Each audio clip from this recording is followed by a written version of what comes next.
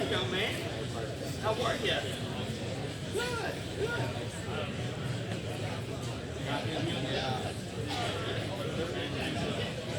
Behave myself.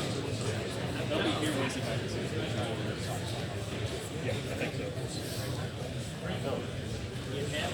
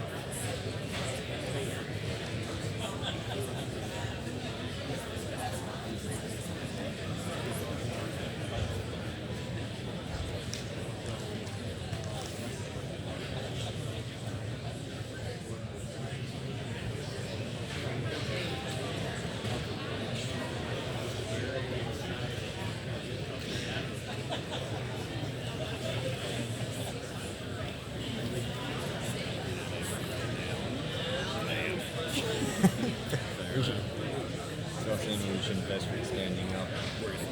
One. And in saying that, try not to talk here a bit. Yeah.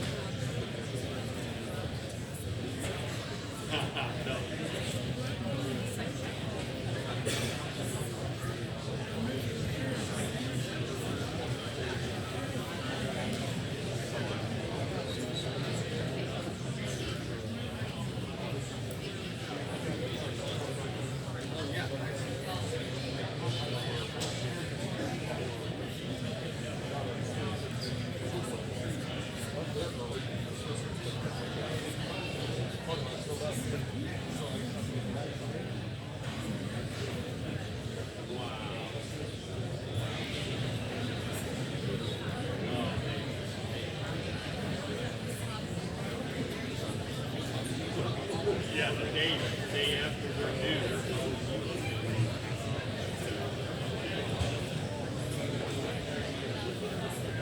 Man, it's good to see you guys.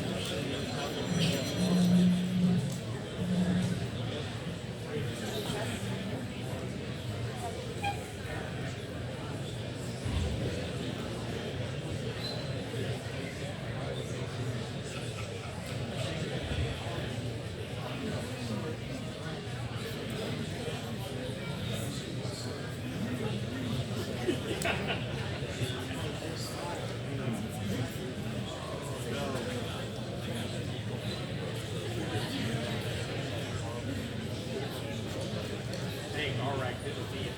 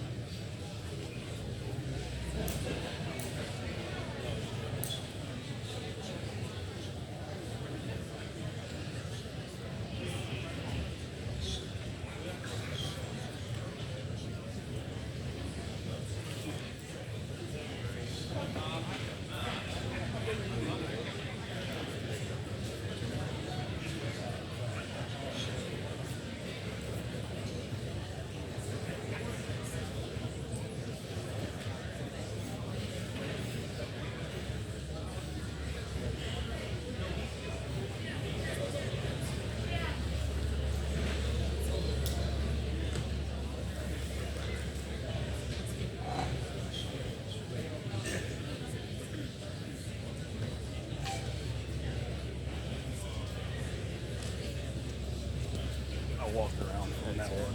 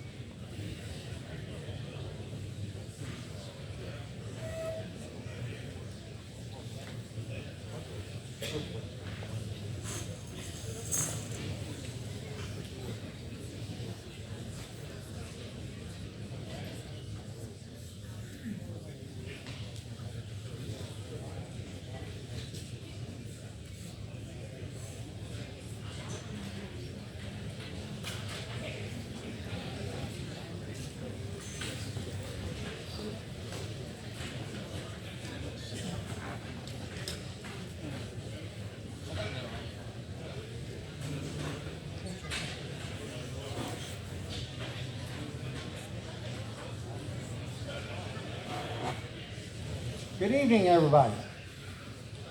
We sure thank everybody for coming tonight. It's a good turnout.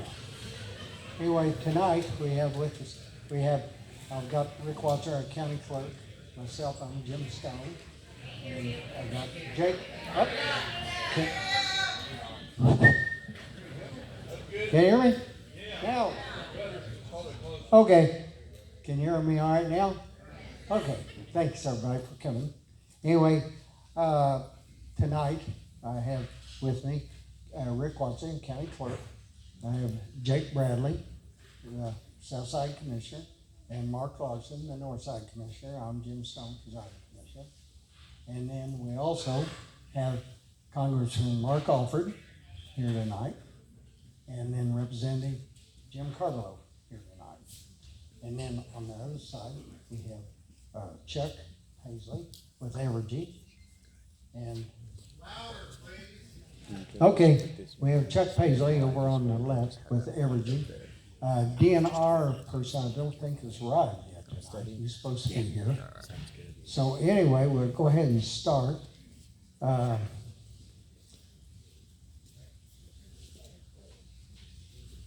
guess what we're going to try to do tonight is we'll look into the FLYASH concern that's out there at Montrose.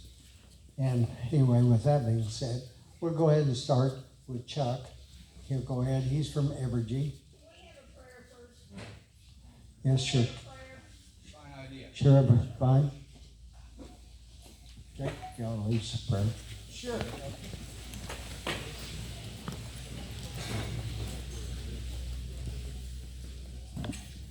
Dear Heavenly Father, we bless everybody that's here tonight with all their concerns and all their questions. Dear Heavenly Father, let's pray for a good, calm night and everybody goes home happy. Amen.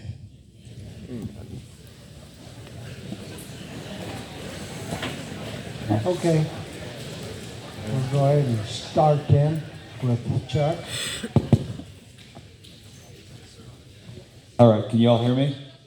Good. I'm going to try and keep this close so I can be heard. Appreciate the prayer. I'd say if everybody goes home happy, God will have worked a miracle. So, my name is Chuck Paisley, like Paisley, but only with a C. And I'm the Chief Customer Officer for Evergy, and I've been with the company going on about 18 years now. To my left here, I have Jared Morrison, who is our Director of Environmental Services, and the stunningly bald guy on the left here of me is John Britson, who runs all our power plants in the company's Vice President of Generation. I'd like to thank the Henry County Commission, first off, for agreeing to have this meeting tonight. We think it's a real important meeting and appreciate the venue, appreciating it, upsizing it so we could accommodate everybody reasonably comfortably anyway. And also like to thank Representative Caverlow and Representative Alford for being here this evening. Really appreciate the fact that they made the time to be here. And I do think Missouri Department of Natural Resources will be here at some point. He's here. Pardon? Oh, great. Wonderful. Appreciate them coming too as well. So I thought what I'd do is give you a little bit of a short history tonight and then talk a little bit about our operations out at the Montrose facility and then what we're hoping to get from you all. Really appreciate everybody coming out. There couldn't be anything more important than getting the facts in this case, understanding what's next, answering questions, and making sure that we work on this issue together going forward. So, short history first. We were made aware of the Tuesday last week commission meeting, Wednesday after supper sometime, and around that time we also were made aware of a pending lawsuit of a couple residents of Henry County at fault. Okay, you can't see me in the back. I'm gonna stand up, but see, I got this problem, which is I need my readers, so that means I'm gonna have to look down every once in a while just to make sure I'm getting you all the information. But if you all don't mind, then I don't mind standing up. So we were made aware last Wednesday evening of the Tuesday commission meeting and the conversation there, and then we also looked into and found the lawsuit that's been filed here in Henry County. Now, as a general rule, we don't comment on pending litigation, but this is a serious enough issue and the issue that's been raised that we don't want to stop that from having dialogue with the community, from being able to answer questions. So while the two are necessarily intertwined, we're not going to let the lawsuit stop us from having a conversation here this evening. Anytime somebody says that there are materials in a community that at certain levels could cause harm if there's exposure or prolonged exposure to them, that's something we take real seriously. What we do in making electricity and delivering it is a dangerous enough job as it is, but there are the aspects of that, some noise going on here. There are aspects of that as a highly regulated entity that environmental protection and sustainability is all part of that. And so at all of our facilities that are permitted to operate in Missouri or in Kansas, we do regular environmental testing on a whole bunch of different things, and it's probably one of the areas where we're most regulated, which is making sure that as we produce electricity, we are fully compliant with environmental standards. So the first thing we did when we learned about this is we reached out to the commission. The commission said that they would like to have a meeting, but they'd like to do it so other folks could attend. And so, it's Monday, so we got that done pretty quickly. Appreciate that. We also reached out to the school district. The school district, on advice of council, said they wanted to hold off on any meetings. So hopefully there's some members of the school district here tonight, whether it's board members or administration. You can get some questions answered and talk to us. We called the Missouri Department of Natural Resources to let them know.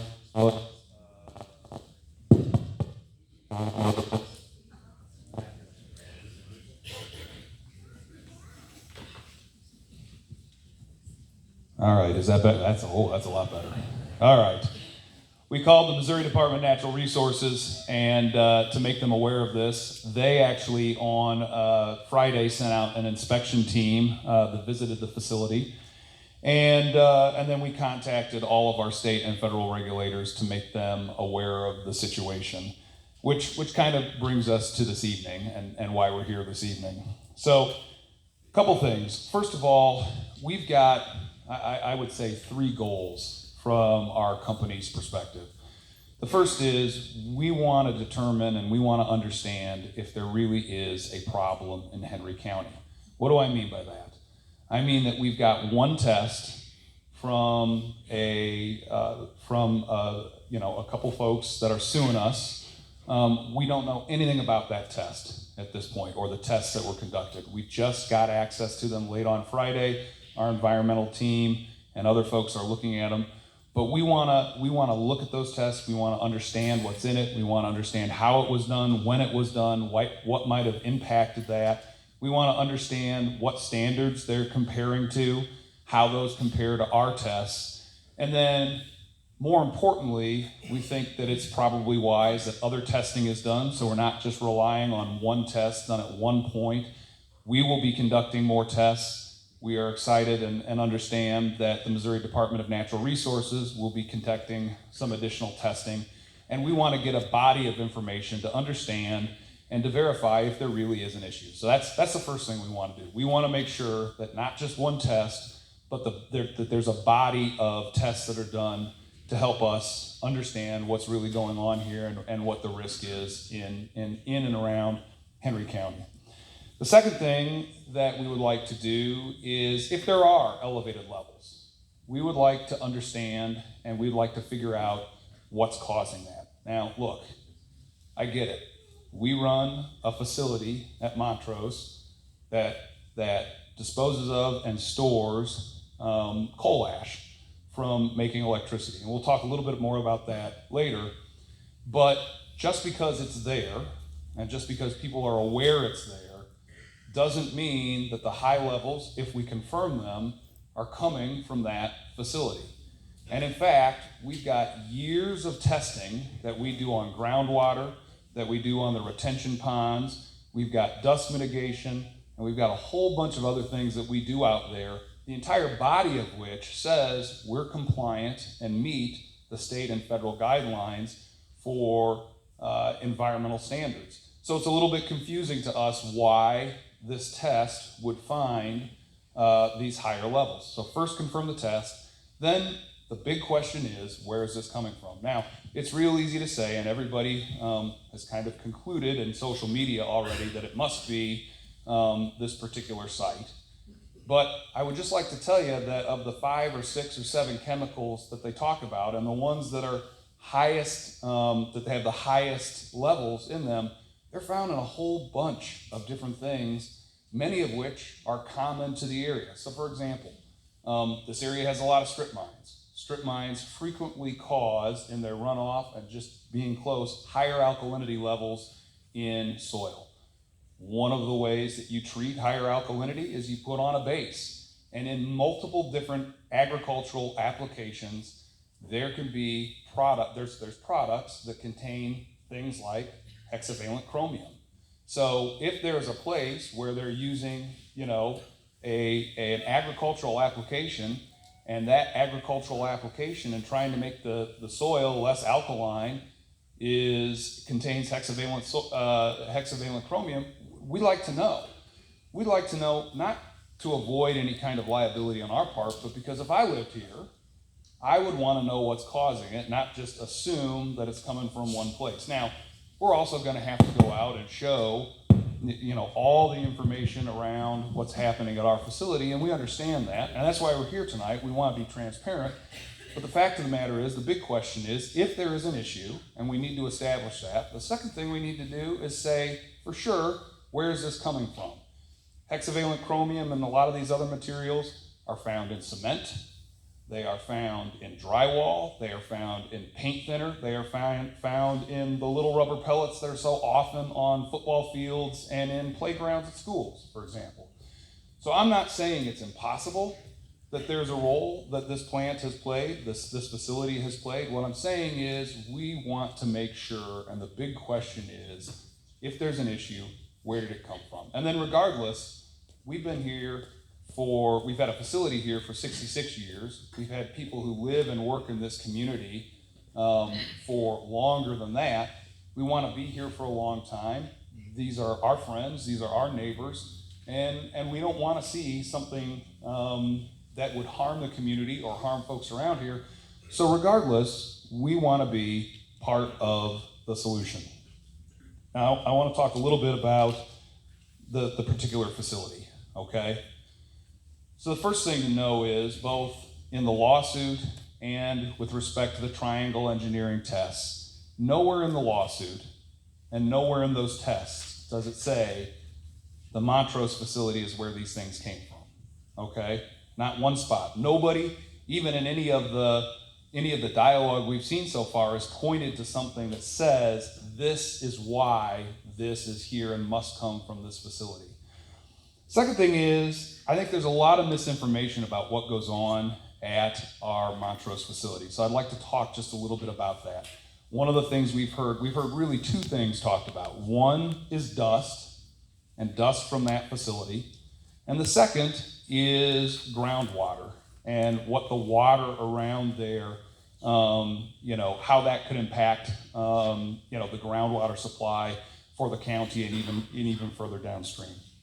So let's talk about a little bit about how the ash gets there and how we dispose of it.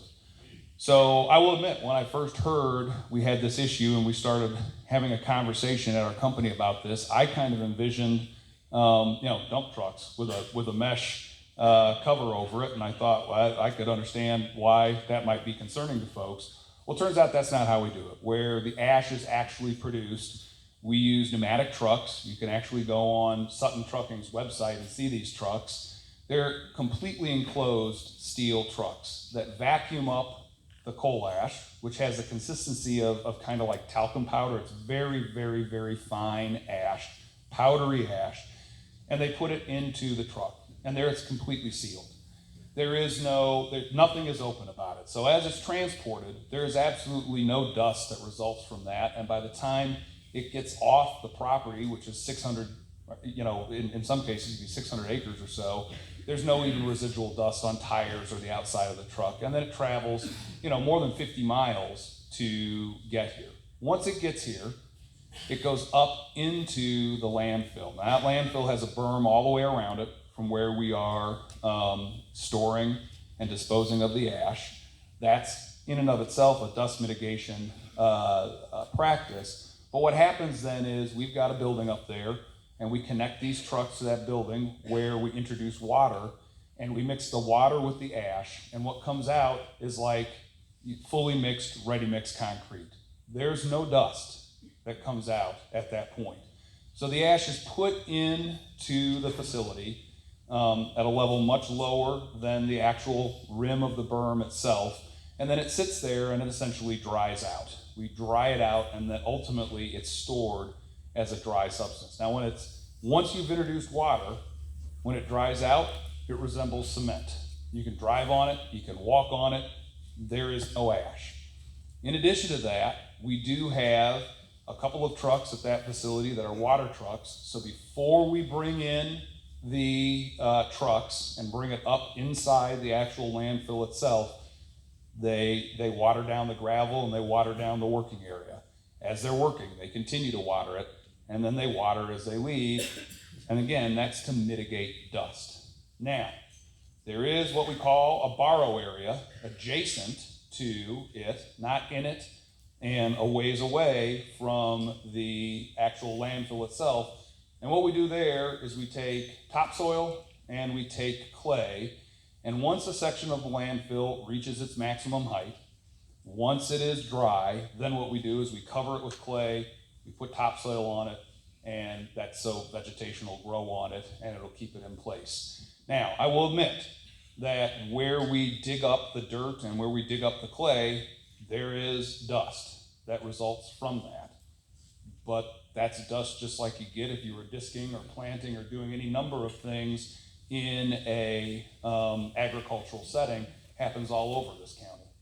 And what I would tell you is, I'm sure I haven't seen all the pictures, but we frequently will have somebody come and show us a picture and say, well, there's dust out there that day. And yeah, there was.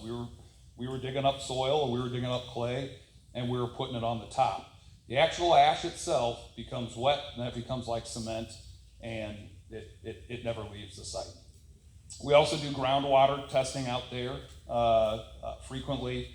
Again, one of the things that we do is, if there's a lot of rain, we have retention ponds that hold anything that runs off. And once it's put into those retention ponds, it's held there sometimes 3, sometimes 6, sometimes more months. And then from there, once or so a year, once or twice a year, we do actually pump it in a permitted fashion into Lake Montrose, the Montrose Lake there. But before we do it, we have to test it. And if we see any of those materials that reach limits that would be out of compliance, we can't do it. And then we continue to test as we discharge. And that only happens maybe once, sometimes twice a year, depending on rain. What I'm trying to say is we have a very detailed process that goes into managing this facility. And we've got tests that repeatedly over the years show us to be in compliance with all the federal and state standards we have to meet in order to operate that. And we don't see near the levels of any of these materials in that testing that have been shown in some of in the testing that was done by Triangle. So we're very interested to understand, just like you are, why this might be. We're very interested, like you are, to understand if that one test done at one time, and again, we're not through it all yet, but would expect to be in this next week or so, to see what that means. Now, just a couple other things that we want to talk about. First of all, we understand. Look, we're operating a facility there. So we know that when something like this happens, people are very naturally going to be concerned, and that we have the responsibility to come forward, to be transparent, and to have a dialogue with folks and to answer questions. We have a responsibility to do additional testing, and we have a responsibility to work with the county, to work with the Missouri Department of Natural Resources, to work with the EPA to make sure that we don't have an issue here, and we intend on doing that. We just don't want to jump to the conclusion that there's this test, therefore it must be the Montrose facility, and just walk away and say we've checked the line and that's it. Because what if it isn't? What if there's something else? We want to get to the bottom of it. I would just say, kind of in conclusion, that we've been here for 7 decades with a facility, a large facility in this county. In Clinton, we still have a service center. We still have many employees down here. We've got miles and miles of line. We've got substations all over the place.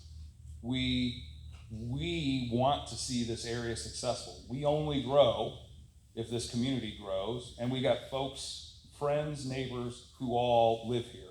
We're not a nameless, faceless entity that's hundreds or thousands of miles away. I mean, we all, to one extent or another, live within 50, 60, 70 miles of here. Many of us were talking on the way down. I've hunted down here.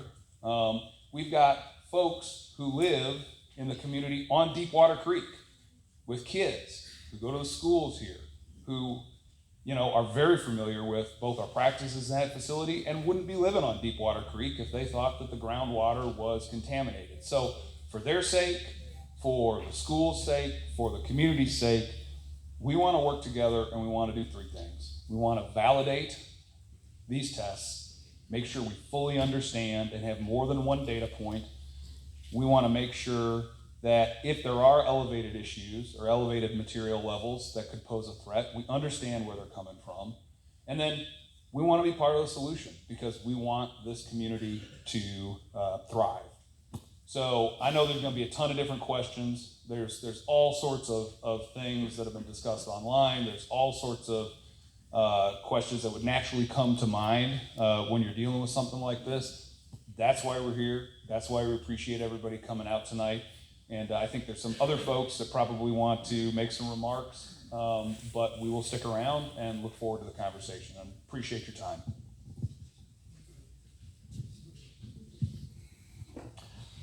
Okay, Mark, would you want to come up and speak a little bit, DNR? Carol? Well, maybe some of the tests you run.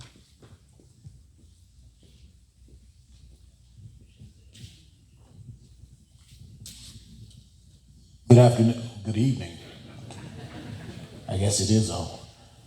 I'm Mike Carroll with the Missouri Department of Natural Resources. I actually represent the Kansas City Regional Office, and so I'm here as a representative for the entire department on tonight.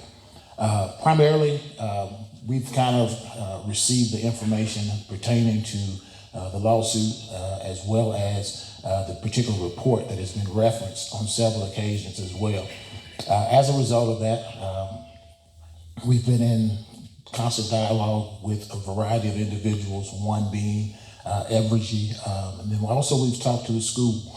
On Saturday, we came down, we also did a batch of sampling just to kind of add as a part of what we want to do in terms of being a part of the solution as well. I'm here primarily for information, pretty much like many of you all, but at the same time, we want to make sure that we let you all know that we are here and committed to actually being a part of working through whatever it is that is found or not found, so that we can come together and find an equitable solution for this community and assure that you all are safe. That's pretty much what I have. Okay, thank you very much. All right, we'll go ahead with questions, and Mark Lawson, our Associate Commissioner, he's got some questions. We'll go ahead and start off with him, and hopefully he's got some of the questions some of the people are wanting to ask anyway. Thank you. I'm gonna stand up because I've actually got not only some questions, but they're for all of you, but they're also for DNR. You had made the mention that there, when you guys can't hear me? Oh, sorry.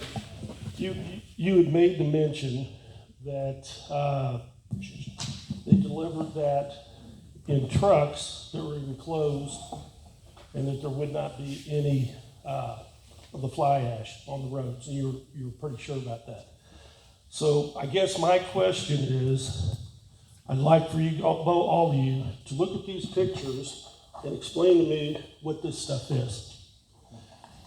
And in saying that, my next question is going to be, since you're bringing all this down here, do you guys have a contract with somebody to sell that stuff? Are you having somebody use it? You do. Could you tell me? No.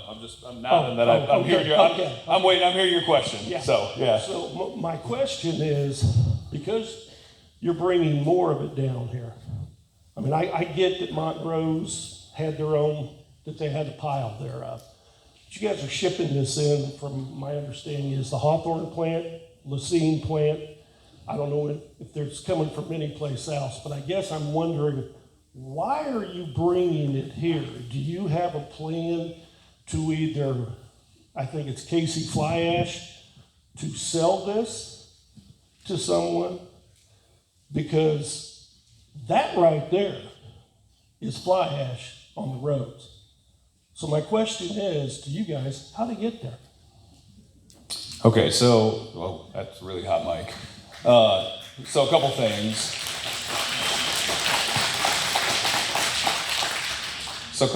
First of all, the ash that comes to Montrose, it stays in Montrose. So there are in some facilities and some companies sell the ash because it's a part of making a lot of different products, everything from dry board to cement. Right. To, I mean, there's a whole bunch of different things that it gets added to.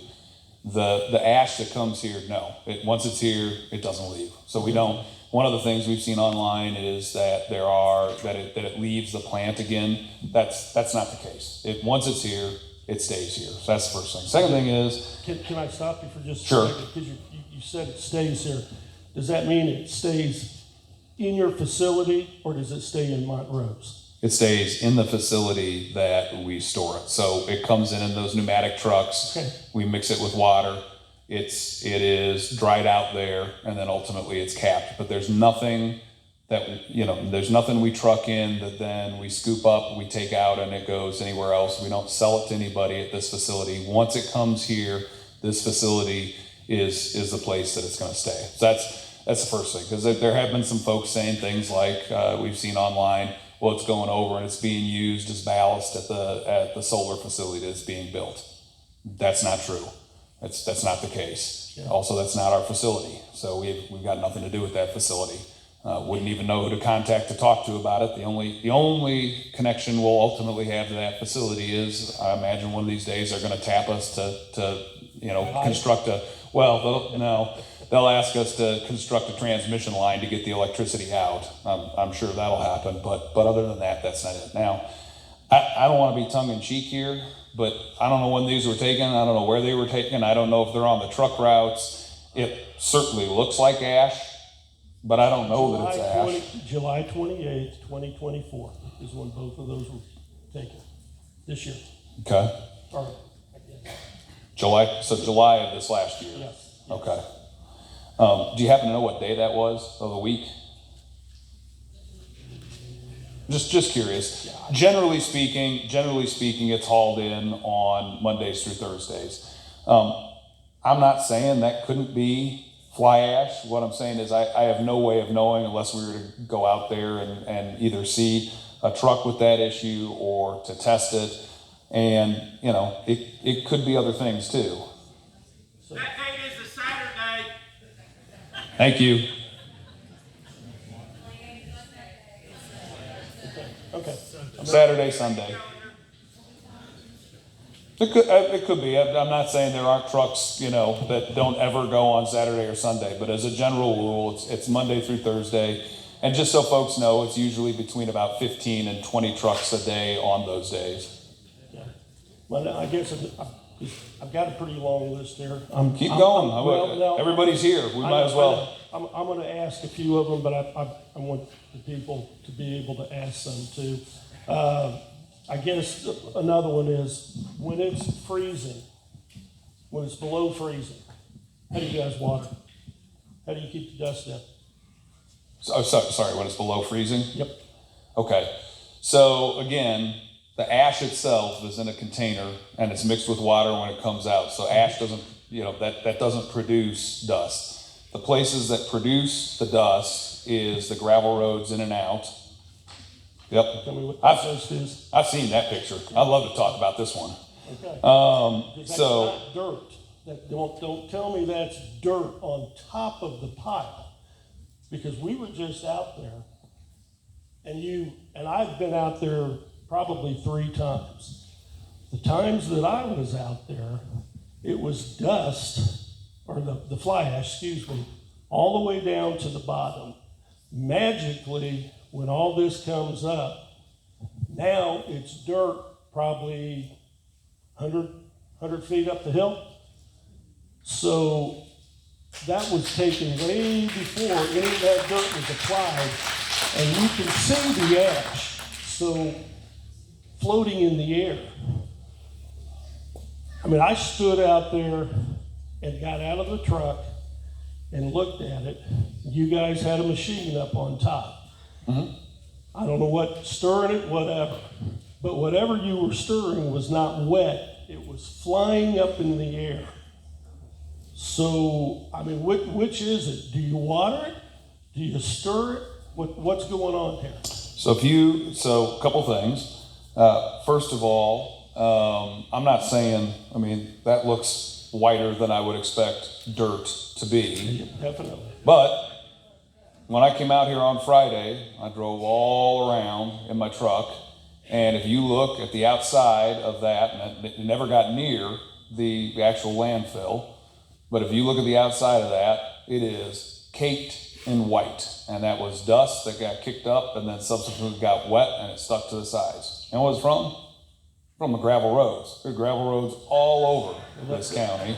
I'm going to have to disagree with you, because I don't know if I've still got it on me, but I know Jim and I stepped in about 6 inches of dirt, mud.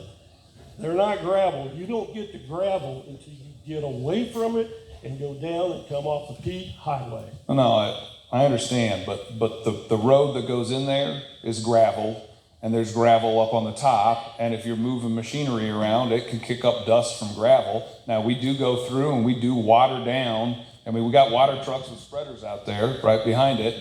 I'm not saying that you wouldn't get some dust from there. What I'm saying is the dust isn't the ash that's coming up. It's other things like dirt, it's the gravel roads, it's the machinery moving around up there. You don't get all of it. Okay. I mean,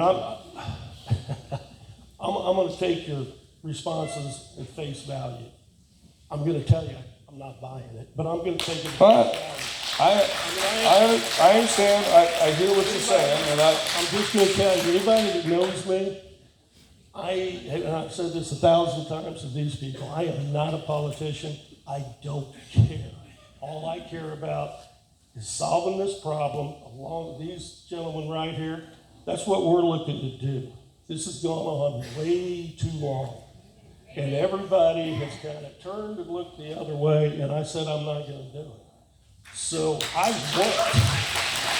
want answers that make sense. Not, your job, I mean, I get it. Your job is to come in here and tell all of us it's going to be okay. We're going to take care of this. And I really believe you probably think that. The question is, where have you been for the last 2 or 3 years? Because this is not just it happened last week kind of deal, I mean, and I'm gonna address you. I understand you came out to the Davis School and took samples. Have you guys gotten any results from them? No, okay.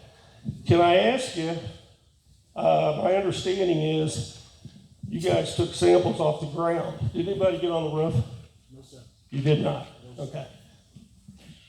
If you look at the other samples that we've got, the results, it just makes sense. Dust is floating. If it lands on the ground and you've got kids and you've got traffic and you've got everything else going across that, you're going to dissipate it. I would recommend taking it off the roof in the gutter and see what you find. And my question for both of you, excuse me, and probably more in your respect. You said that we test regularly. So if you test regularly, what do you call it regularly? How often? At least semi-annual groundwater. So 4 times, four times a year. that's for groundwater. We also do daily visual observations of the dust when we're operating. So you don't take any tests with the dirt or anything that's basically groundwater? Because I'm trying to figure out, you get these, it seems to me that with the seriousness of what's in this, you should be able to go back in a couple of days, checking stuff, and kind of go, we're good. 4 times a year with this kind of chemicals?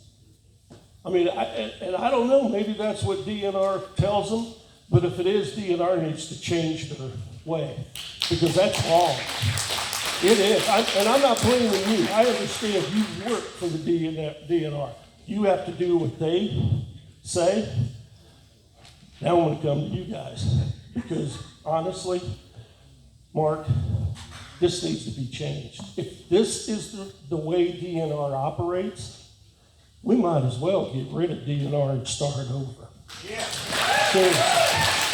And I don't know, because like I said, I'm not a politician. I don't know what you could do. I don't. I know both of you, we got enough red tape in this country that it's blankets, it's not tape. But it needs to be changed. You got a whole bunch of people out there that this is going to affect. Now we know about it. So for me, like I said, I got in this, and I didn't want to get in it. I didn't. I'm going to be honest with you. I mean, these guys know it. We can't allow this stuff to go on in our area. I mean, we can't. Jim, I know you live, I think, down a little further south. You live down here because we've got, I mean, it's beautiful down here. We've got everything. Don't let people destroy it. I mean, I don't care if it is a major company like these guys. It doesn't matter. You know, DNR, I go to drill a well, man, you are gonna be on me, wanting to make damn sure I'm doing this and this and this and this. But we turn our head when it comes to the big money. That's not right. It is not right. And it needs to be changed. It's got to be, guys. You seriously, I mean, and like I told you, I don't know what you can do, but I'd be finding out. I really would. You asked about the water and the trees, you started talking about the gravel, never went back to how they hose it down about when it's freezing. Actually, that is a good question. I thought you guys had like a big, I mean, do you do it with trucks or do you do it with a big sprinkler type thing? We do it with trucks out do it there. with trucks. So yeah, it's trucks with a tank on it and a spreader water behind. Where do you get your water? You know where we get the water? So the water that's used for the mixing and to wet it down comes from the lake. So it comes from, wait a minute, because I want to make sure I'm understanding this. If there is a possibility, and I'm not going to say it's 100%, because I don't know. But let's say that lake's contaminated, because I'm pretty sure that picture I showed you, or did I even show it to you? Oh, I'm sorry. I know. Tell me what this is. Because if that's contamination in the water, are you taking contaminated water and putting it over the top of the contamination you've already got? Yeah, I can't say what this is from this picture. So, I can. I mean, and I'm not a chemist, but I got a pretty good idea. Common sense tells me if you got your pile of stuff here and the wind's blowing, what's the white? I can't tell you what that is. It's sediment of some sort. Yes, That's it is. what I can tell you. What it is it's not sediment, it's dust on top of the water. I mean, trust me, I get it, guys. I don't know if you know about this, if this is all new to you, but I think your company needs to figure it out because it's not gonna go away. I mean, it's not. And if you don't do something about it, who's gonna? Everybody out here, I mean, I get it. You guys, some of these guys work for Evergy, make good money. You guys are good company. You really are. The problem lies, it's like anything else. You're only as good as the people that work for you that do what they're supposed to do. I own a business. I know how hard that is. You got a problem. You got a serious problem. I don't know who you take it to, but somebody needs to do something about it. Well, we're willing to do, I mean, that's part of the reason we're here, is to talk to folks, and if there's particular testing that we think needs to get done, we could take a look at it. But most of these things, for example, the what looks to be ash on the road, I don't know that is ash, but if it is, then we need to investigate it, and we need to see how that might be, how that might have gotten there. Be very interested in understanding who took the pictures. We need to come out and we need to talk to the trucking company and the company that manages that facility for us. And we need to have a dialogue about that, and we will. Well, I understand, but we do talk to them, and so and with respect to this aerial picture, I mean, some of that looks like it could be an algae bloom. Some of it looks like it's sediment. Some of it could be wind or current driven. So we'll go take a look. I mean, I would agree with you. I've never seen an algae white. No, that doesn't Last look. time I talked. No, that doesn't look like algae. That could be algae right there, though. Sure. But the white's not.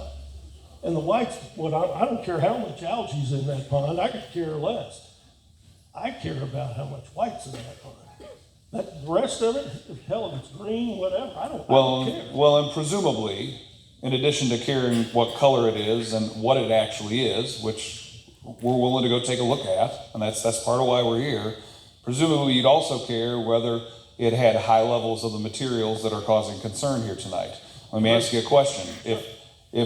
If we test that and it comes back absolutely white, but it doesn't have the concentration of the chemicals in it, then that might not be your issue, right? No, exactly. Okay. But my question is, who's testing it? Well, I mean, because if I'm the watchdog, like I told you, I own a business.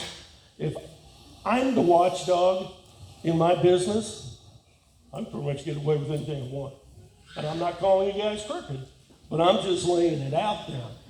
You work for a major $1 million, probably $1 billion company. I can make things go away pretty easy. I mean, I'm just, let's be real here. Because I have a hard time with DNR saying that the levels are here in August, come September, they're up here. so let me ask you a question, because I think you touched on something that's real important there, which is, if we test it, probably folks in this room not going to believe that if it comes back negative or not high levels, you might not believe that, right? Probably not. Okay. I've heard you talk about the Department of Natural Resources. I don't trust them, I'll tell you that right now. Nothing against you. You may be a fine person, I probably believe you are, but the company you work for, along with the company you work for, I don't know you from Adam, but I don't trust either one of you. There's too many issues that have come up for the people that you work for that were way. Aaron Brockovich, take that. That didn't do your guys' companies any good. And you also work for the federal government. And I mean, I realize I work for the county government, but I don't trust government.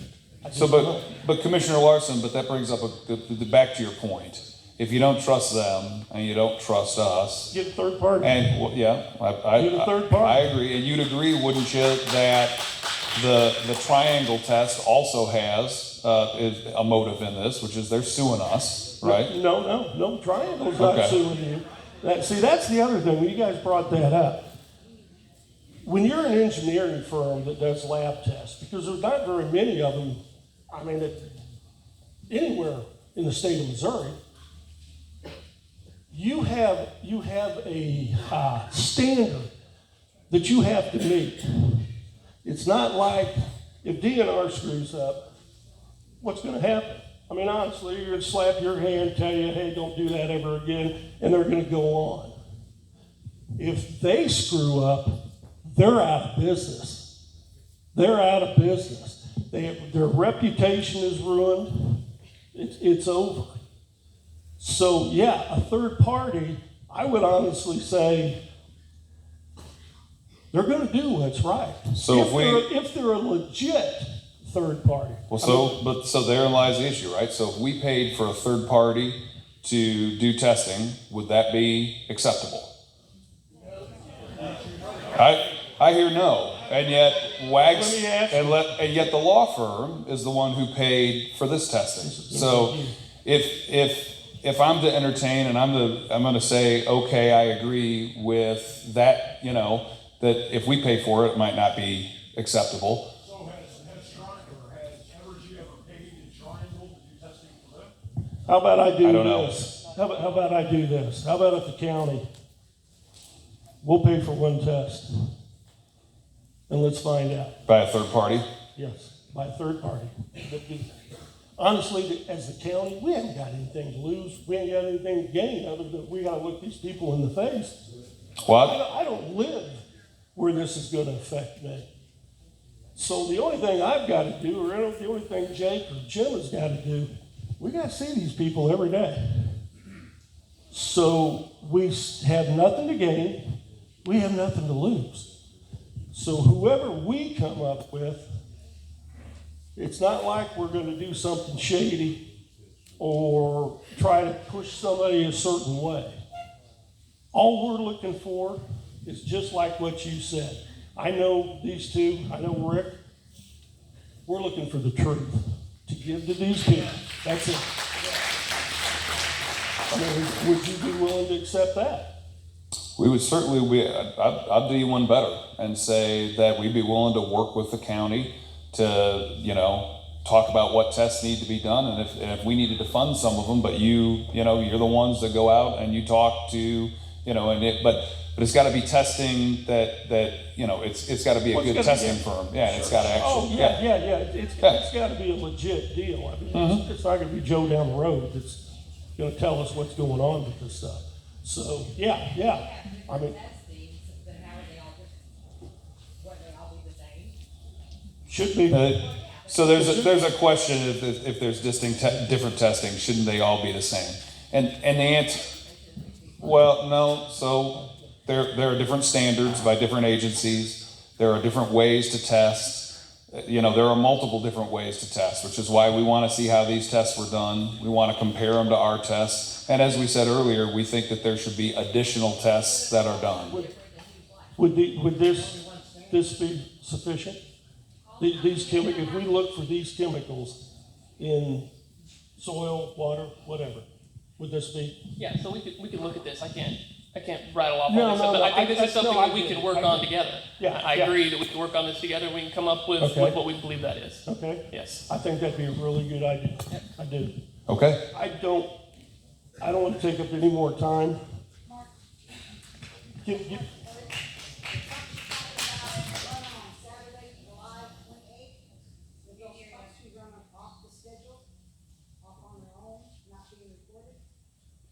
No. So the question is, were there, could there be trucks that are off the schedule or not being recorded or not?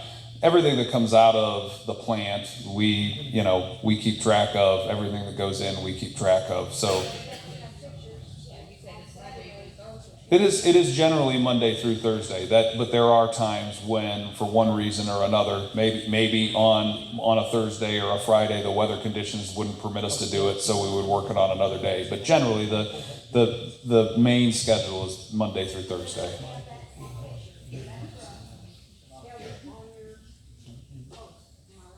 Well, we go back and see if we have records to yes.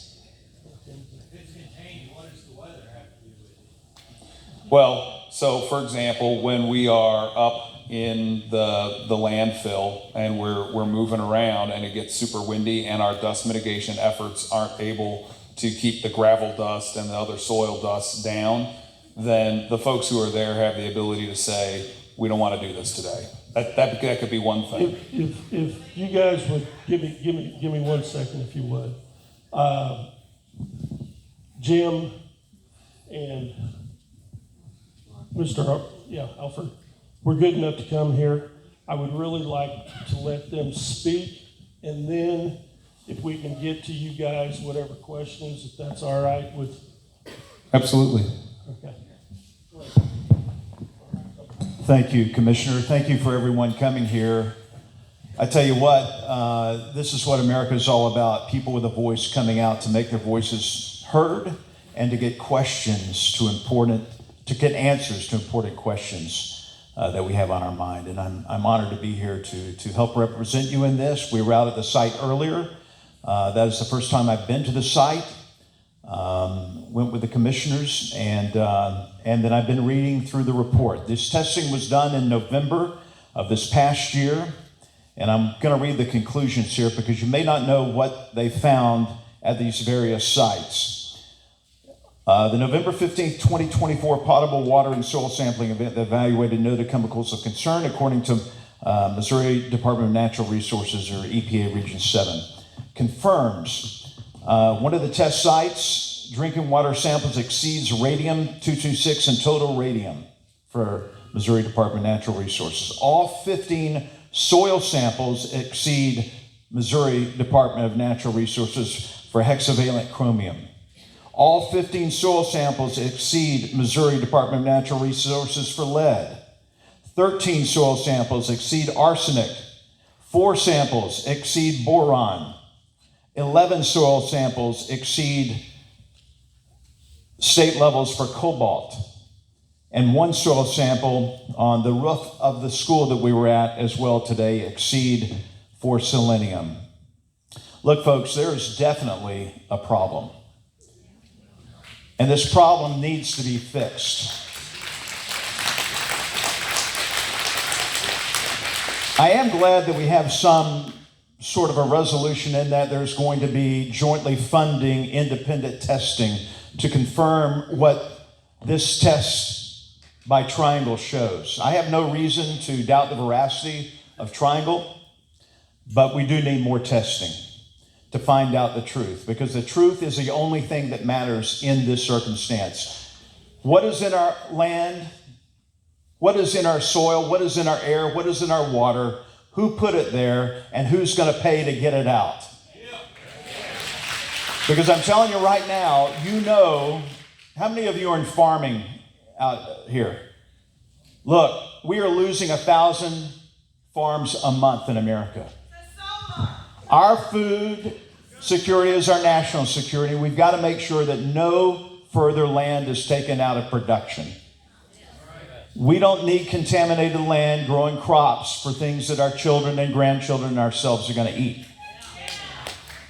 We've got to get to the bottom of this. I do appreciate Evergy coming out to take your questions, though, because they didn't have to be here tonight. I've been to a lot of these meetings, and as a former journalist, I was over there behind the camera where people didn't have the guts to show up. So, Evergy, at least I give you credit for coming here and taking the tough questions. But this is why you elected your county commissioners, and I'm so proud of them for taking the lead, have the passion to get things done for this county. I'm going to let you guys, I'm going to quit doing a speech here. I want to hear some of your questions tonight, but please know this. This is important. In 35 years of news business, I've probably been to 6 or 7 of these, covering them. This is the most important one that I've been to and has the most potential for long-term tragedy. Tragedy for Montrose Lake, tragedy for Truman Lake, tragedy for Lake of the Ozarks, which are major recreational, major to our state and to our nation. Sources of income and pride. I don't want to live in a state where in my lifetime we see the beginning of Truman Lake and the end of Truman Lake. And our kids, I just had my first grandchild. Look, this is important to our future generations. So thank you for being here. Thank you for letting your voices be heard. And thank you for our commissioners being here to kind of lead the way on this. And now I'm going to turn it over to Representative Coverall. Thank you. I'm here for the reason, like a lot of you are, just to learn, because I don't know what's going on either. And some maybe think I ought to because I'm in Jeff City, but it's new to me as well. So I'm here to learn. I had we have a liaison with lots of people in Jeff City, and the liaison from Evergy and an employee from Evergy, and I forgot his name, who was in my office this afternoon. I called him this morning and said, hey, I would like to talk to you this afternoon before I have to leave at 4 to get here at 6:30. And they was there, and they told me who was going to be here. And I told them thanks for that, because I really thought they would send a few lawyers and we wouldn't learn anything. So I appreciate Evergy for you being here and being honest and being outright with us. My drinking water, I live in Lowry City. My drinking water comes from Truman Lake. All 3 of my girls, I have 3 daughters, all their drinking water comes from Truman Lake, because we're in the Truman Water District. And they're like, Dad, what's going on? You got to figure this out. I said, we'll try to figure it out. We don't know. It's something new.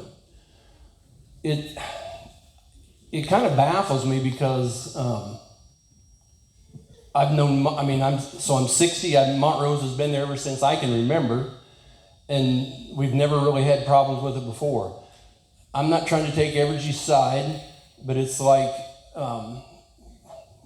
what's happening now that this is that we hadn't had in the last 60 or 70 years. I like the idea of an independent test. I think, we go to a doctor and we get a diagnosis. What do most of us do? We go get another one just to make sure. I think that's a great idea from somebody else. DNR, that's a whole nother subject. And again, it's like, I'm not against these guys, but I've dealt with DNR and most of us have, and we're aggravated about it. But we also want them around at certain times when we think we need them. So it's kind of a double-edged sword there, and not that we probably don't maybe need some new regulations and guidelines. And I'm not sure how that's done, but we'll talk about that in Jeff City when I go back and see what happens there. Again, I'm just here to learn. I'm here to support this county. I've lived here for 60 years. All three of my kids live here. I have 7 grandkids that live here. The last thing I want is something that's going to contaminate the soil, the water, whatever it would be. We don't want that. And as Representative Alford said, maybe there's an answer to this, and hopefully there is a logical answer or a reason for this. But it's also the possibility that this could be huge. And, we don't think it's ever going to happen in our backyard, but it's in our backyard. So I'm anxious to find out, and we'll keep fighting and talking. And I say fighting, I don't mean that in the literal terms, but because I think we need to work together to get this solved. And I think Evergy's open to doing that. They don't, I run a business, run a restaurant, and the last thing I wanted to do was to make my customers mad so they wouldn't come back. And that's the last thing they want to do, is make their customers mad, and they want to grow. And if we can't do that if we don't promote this area and do that. So I think they're on the right side and they want to do something. So we'll give them a chance to do that, and I appreciate what they're doing with the testing. So Thank you, Congressman Crawford and Jim. Okay, I'll tell you what, let's go ahead. We'll try to do a few questions. If we could, I got 25 minutes here. I'm going to try to hit a few and see how the evening goes if we can get it. First, Scott Mosley.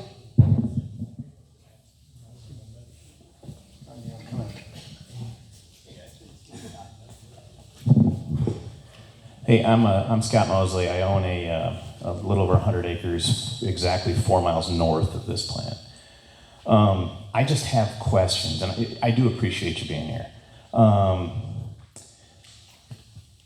Will you share all of the testing that you've done there in the past, say, 3 years? You test the water twice a year. Will you share that with us, or do we need to sue for that? No, it's actually all online right now, so we'll do a couple things for you if that's okay. One, just know that it's online. You can find it on our website. The second thing we'll do, just to make sure it's easy, is we'll make sure that the county commission is aware of where those links are and they can direct people to them. So, is that testing done by you or by a third party? We do some testing internally, and some of it's sent out to a third party, and some of it's verified by DNR. Okay. And there you have it. You mentioned that you occasionally, maybe twice a year, pump water into that lake that then goes to Truman and so on. You said if it fails that test, then you won't pump it in there. That's correct. How often has it failed that test? We haven't had a time where it didn't meet those standards. So, and I want to talk about that just a little bit. So, what happens is it collects in retention ponds that are adjacent, and then once those retention ponds get to a level where they need to be cleared, and we test it to make sure that it is, that anything harmful is not in that water, that's when we pump it out, and then it's tested as we do it.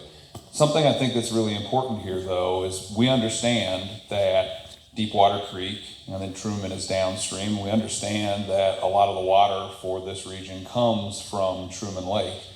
If there was a problem, then the Rural Water District and the other folks pulling from it, they test that lake all the time. You would be finding results that are inconsistent from our testing with them.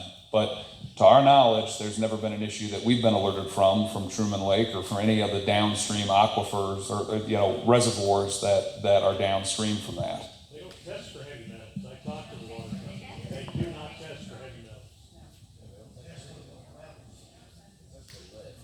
What they're saying is they don't test for heavy metals, if you guys didn't hear that.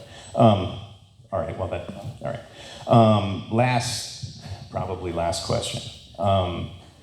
When you spray water on fly ash, does it become completely inert? That is something that is beyond my bandwidth, so I'm going to give it to Jared.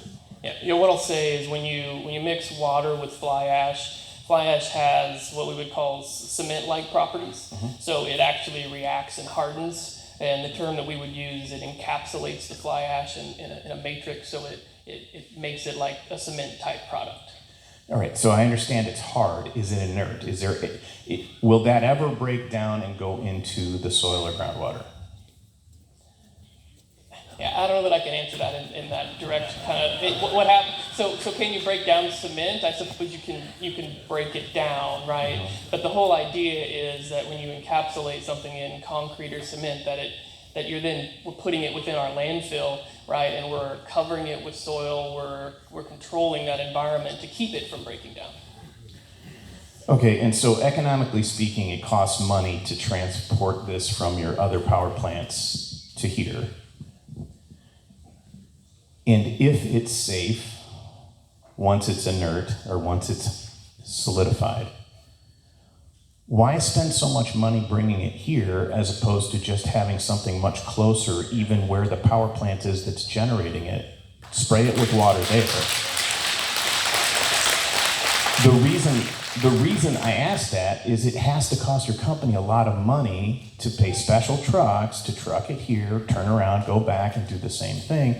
It seems to me if it's safe and you can spray it with water and then you can cover it with dirt, why not leave it there? So that's a great question. For a long time, and folks had asked before where the ash was from. It's from one facility, which is the Hawthorne facility. And it was stored there for quite a long time. And then what has occurred is that there's no more space in that particular facility to do it. And there's a lot of different options that are available. There's a lot of utility companies that store them in mines. There's a lot of different ways to do it. When we looked at what was safest and what would contain it the most effectively, this was a good solution given the operating of that plant there for 60 some odd years. Most of all of our coal facilities are on lakes, and all of our facilities have dry ash storage in approximation to lakes, and that's in some 700 odd facilities around the United States where this is done. That's how it is done. I don't know with the.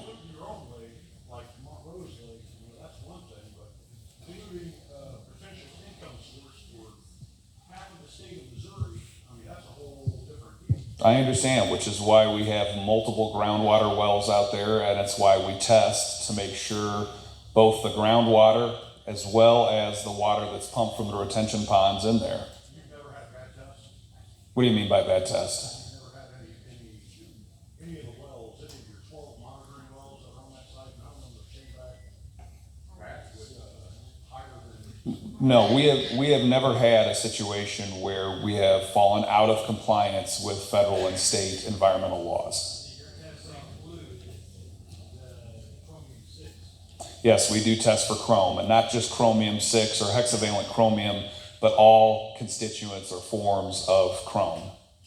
Okay, you have to self-report to the EPA too, right? Yes. So if EPA doesn't actually come out and do their testing, if you have a problem, you have to call them. It's not up to them to figure out the problem, right? EPA does have enforcement authority over the ASH program, so they can. But they don't actually know there's a problem until you guys call them and tell them there's a problem. If you have a well that fails to meet its regulations, EPA doesn't know until you guys call them and tell them.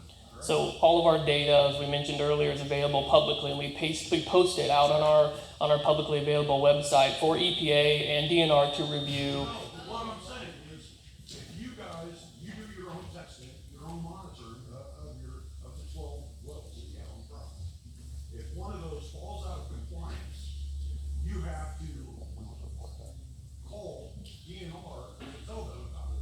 we issue a report to DNR with the data. Whether it's good or bad, we send the data to DNR. Well, they don't do their own tests, so yes, they have to review our tests when we send it to them. That's correct. Excuse me, could we get your name, please?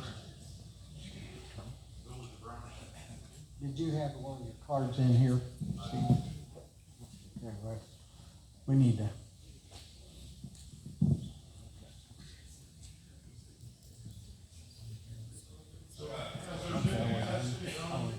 On the backside of the dam down in Deepwater Creek? Do we know if anything's coming out of Deepwater Creek? So, Have you guys ever tested that? so, Just on those 12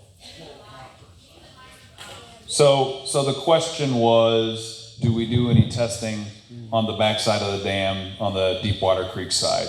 And the answer to that is no, we do not test on that side. We have got groundwater wells that we test all around, but that's not one of the places we do it. And again, we probably will need to have a conversation. There's a gentleman over here who referenced this about the testing that's done on Truman Lake and the water supply there.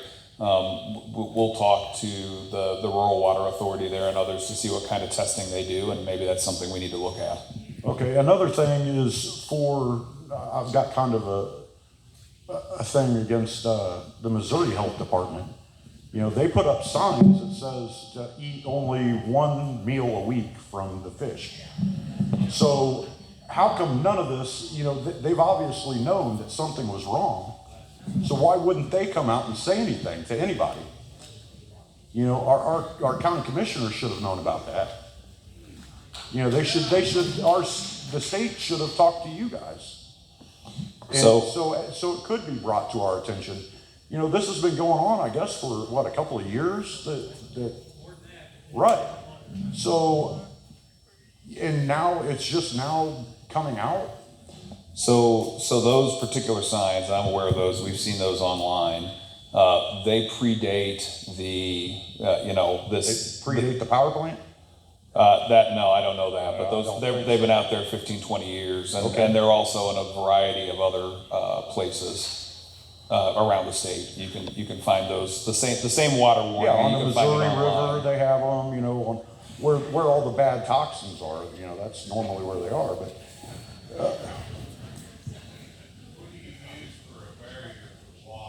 right, you guys use a membrane? Do you put? Sorry, I couldn't hear that question, sir. The membrane, the trash companies have to use membranes when they bury trash. Do you guys use a membrane? Do you put down a membrane before you put the fly ash in? What is that? Yeah, so that landfill has a partial synthetic membrane on part of it, and then the other part is just clay line. So it's partial clay and partial synthetic liner. So that's gonna cause you to have runoff. It'll go in the ground. Right, so we have, They have to membrane the whole thing before dumping trash, and then it gets covered up with dirt. They cannot put any trash in a dump until the membrane is completely down in the pit. And it is from side to side before they put trash in, to keep the trash leaching through the ground. You guys pull water on that stuff, it's gonna leach in the ground, I don't care what it is. It's gonna run off, it's concrete. Well, not only that, but yeah, concrete. You're saying that this fly ash, once you put water on it, that it turns into concrete. Okay, well, concrete's porous, right? You know, water goes through concrete. I mean, I know lots of people that have leaky basements. So that water not only is just going through it, but it's running off of it also. So in breaking it down, isn't that going to carry contaminants? And that's why we have the rock channels and the retention ponds That go into clay. Pardon? They just go into clay. Well, but that's why we have the retention ponds, and that's why before we drain them, we test it. Retention pond line? No, the retention ponds are just that they're clay. Yeah, has the retention ponds ever overflowed when it rains too much, when we get too much rain? I mean, No. because we, like, what, 2 years ago, when No, because Truman was when they get way up? and yeah, when they get close to going over capacity, that's when we take the action of testing and pumping it and discharging it. roads? Okay, all right. During the downpour. Excuse me, Steve. I'm sorry. We need to go ahead and let some other people All right, talk. I'm sorry. Okay, Michael, Bruiser? No. You can find hexavalent chromium in a whole bunch of, it's in the soil, and as I said earlier, it's in a whole bunch of other things like gravel, cement, drywall, gypsum, some agricultural applications that go on to soil to make it less alkaline. So yes, it's in paint thinner, it's in a whole bunch of stuff. But the question was naturally occurring. Yeah. Yeah, so chrome is naturally occurring. All the different forms of chrome are not. Right. That's generally the result of a process. Okay, Michael, go ahead. Go ahead and stand up if you would. My name is Michael Rossier. So you were saying about how you have to test the water in the runoffs before you can pump it into the lake. That's correct. But you never come up with a test that showed that it was above levels that were acceptable, right? Yeah, there's never been a test that would put us out of compliance with state and federal environmental laws. Okay, so what would happen if it was above acceptable levels? Where are you putting that water then? Because what I'm getting at, it seems like the incentive is to always have a clean bill of health so you can pump that out, because what else are you going to do with it? So there's a variety of different things that can be done depending upon the chemical, but that's a great point that you bring up. So we look at testing over time. So it's not just one point test, but it's over, what's the trend, what's the average, and if it gets to a point where the average or the trend becomes to increase or before it gets to a level where it'd be out of compliance, then what happens is it necessitates taking some kind of a corrective action to address that particular issue. Now, we have not had to take any corrective action yet at this facility. What is the corrective actions? So it depends on what it is, right? But if, for example, we have an issue in groundwater that we go above a standard, right, that we would enter corrective action. It's a public process that's defined in the regulations. We would do what's called an exhaustive kind of corrective measures assessment, where we look at the different options and what could be done to treat that water. Sometimes, you can't. Well, if it's got heavy metals in it, what do you do with it? Yeah, so you could pump it and then treat it with a membrane to pull that out, and then find another use for those materials. You could treat it in the ground to have it uptake into the soils there on property and retain it on property. So there's lots of options. It depends on the site itself and a lot of site-specific conditions that we would evaluate. We would do that measures assessment. Then we would hold a public meeting similar to this, where we would discuss what those options are, and we'd take comment before we So implement. it sounds like it would be extremely expensive, time-consuming, and probably screw up things a lot for you guys, right? I wouldn't say No? screw up a lot. I would say it's a process that we would go through it would cost some money. We would spend some money to clean that up, but we would do that. But the incentive for you guys to report that and to, you guys are the ones testing it. No one else is. So, it's like no one's watching out for this except, so we're basically hoping you guys are honest enough to say, yep, these are good or this is bad, and we're supposed to forget the incentive is it costs you a lot of money if you say it's bad.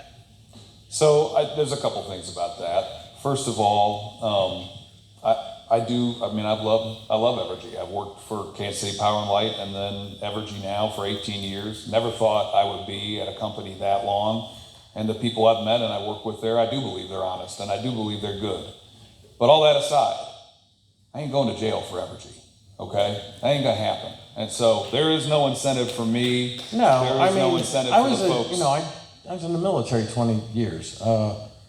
it's never the higher up guys that go to jail. It's always the higher up guys Well, that tell the lower guys. I'm a higher up guy, and I got to sign off on a lot of. Well, I report directly to our CEO. But let me tell you how the military, how the government usually works, is they usually, guy says up top, we really need this to say this. I'm not telling you to write that. It just really needs to say this.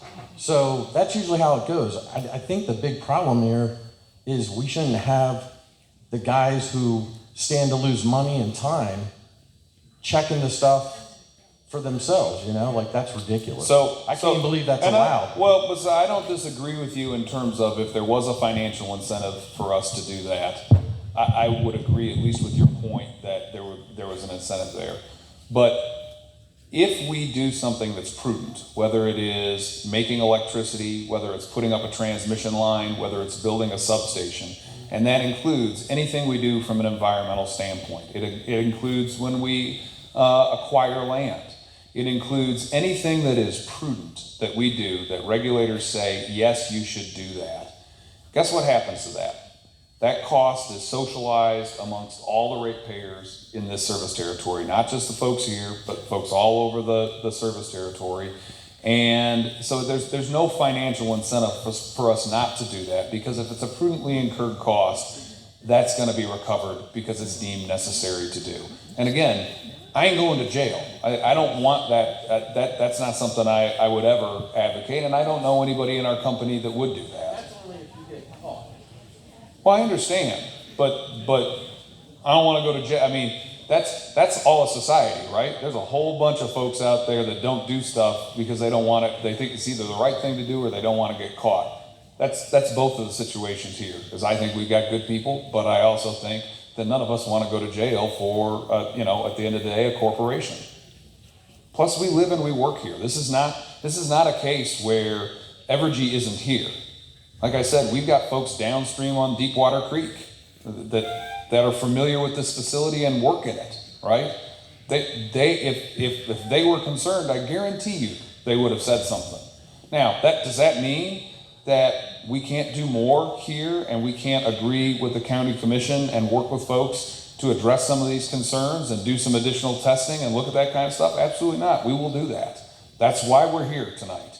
We want to get to the bottom of this too, and we're going to stay here and we're going to keep working on it until we get the answers. If the answers come back that there is ascertainable issues at this facility that are causing a problem, we're going to fix it, okay?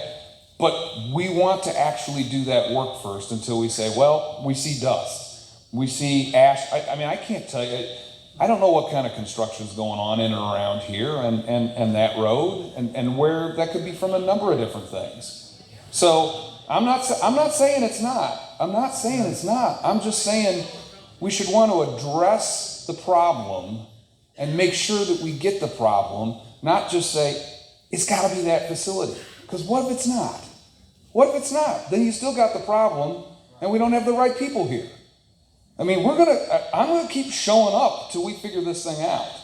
So at the end of that, if you think I'm a bad person, if you think I got an incentive to lie or do something wrong, you will be the judge of that. But we're going to stay here and we're going to work on this until we figure it out. If for no other reason, somebody earlier said, well, we don't have any choice if we buy electricity from them. No, that's right. But just like a farmer, if we foul our land, if we foul our service territory, you ain't growing crops there anymore. People aren't going to use electricity if this town goes away, if this county goes away. I like to go to Lake of the Ozarks. You think I want my daughter and my son swimming in the Lake of the Ozarks if I'm creating something downstream? Now, maybe in Aaron Brockovich or whatever movie is out there, they didn't know that, they didn't have a Lake of the Ozarks. But we do. And I'm on it regularly in the summertime. I hunt deer around here. I don't want deer and turkey to pick up stuff that would be bad when we eat it. So again, look, I get it. I understand absolutely why anybody in this room would look at that facility and say, we want some answers and we want to be sure. But Okay, let's go ahead and get another. What, swimming in Montrose Lake? I don't have a problem with swimming in Montrose Lake, given what I know of our facility there. All right, hey, let's go ahead and move ahead. We're getting to 2 minutes.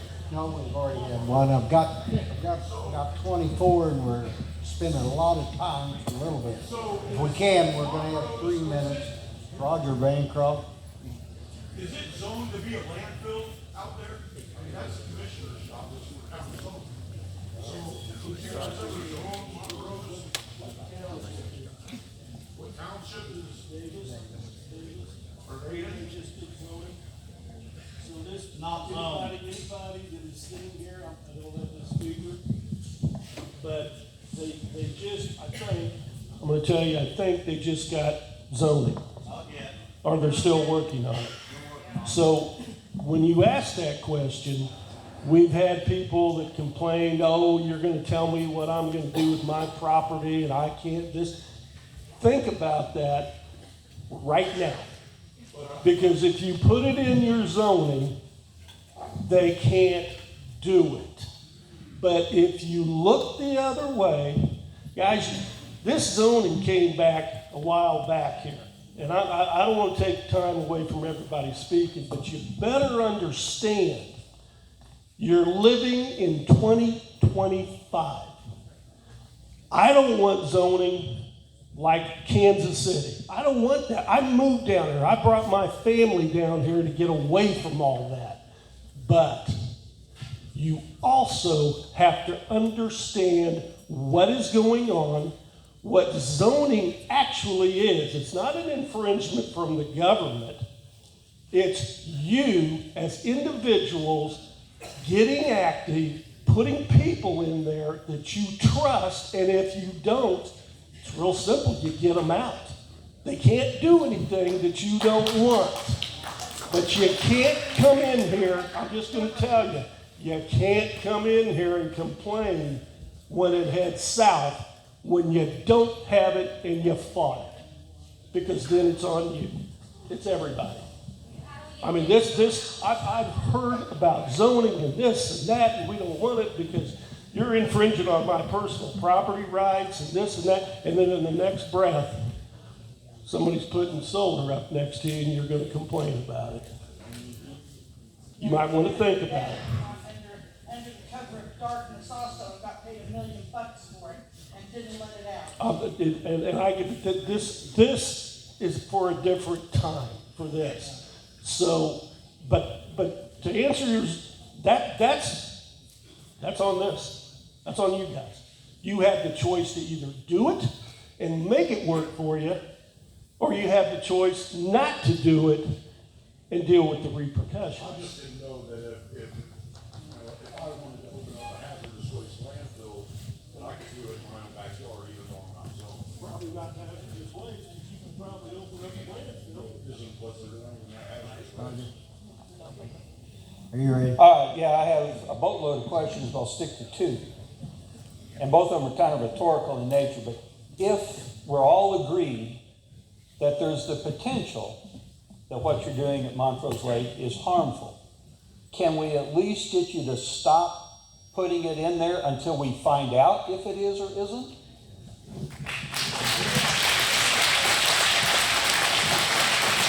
I mean, that's an immediate possible solution to at least calm it down until we can find out.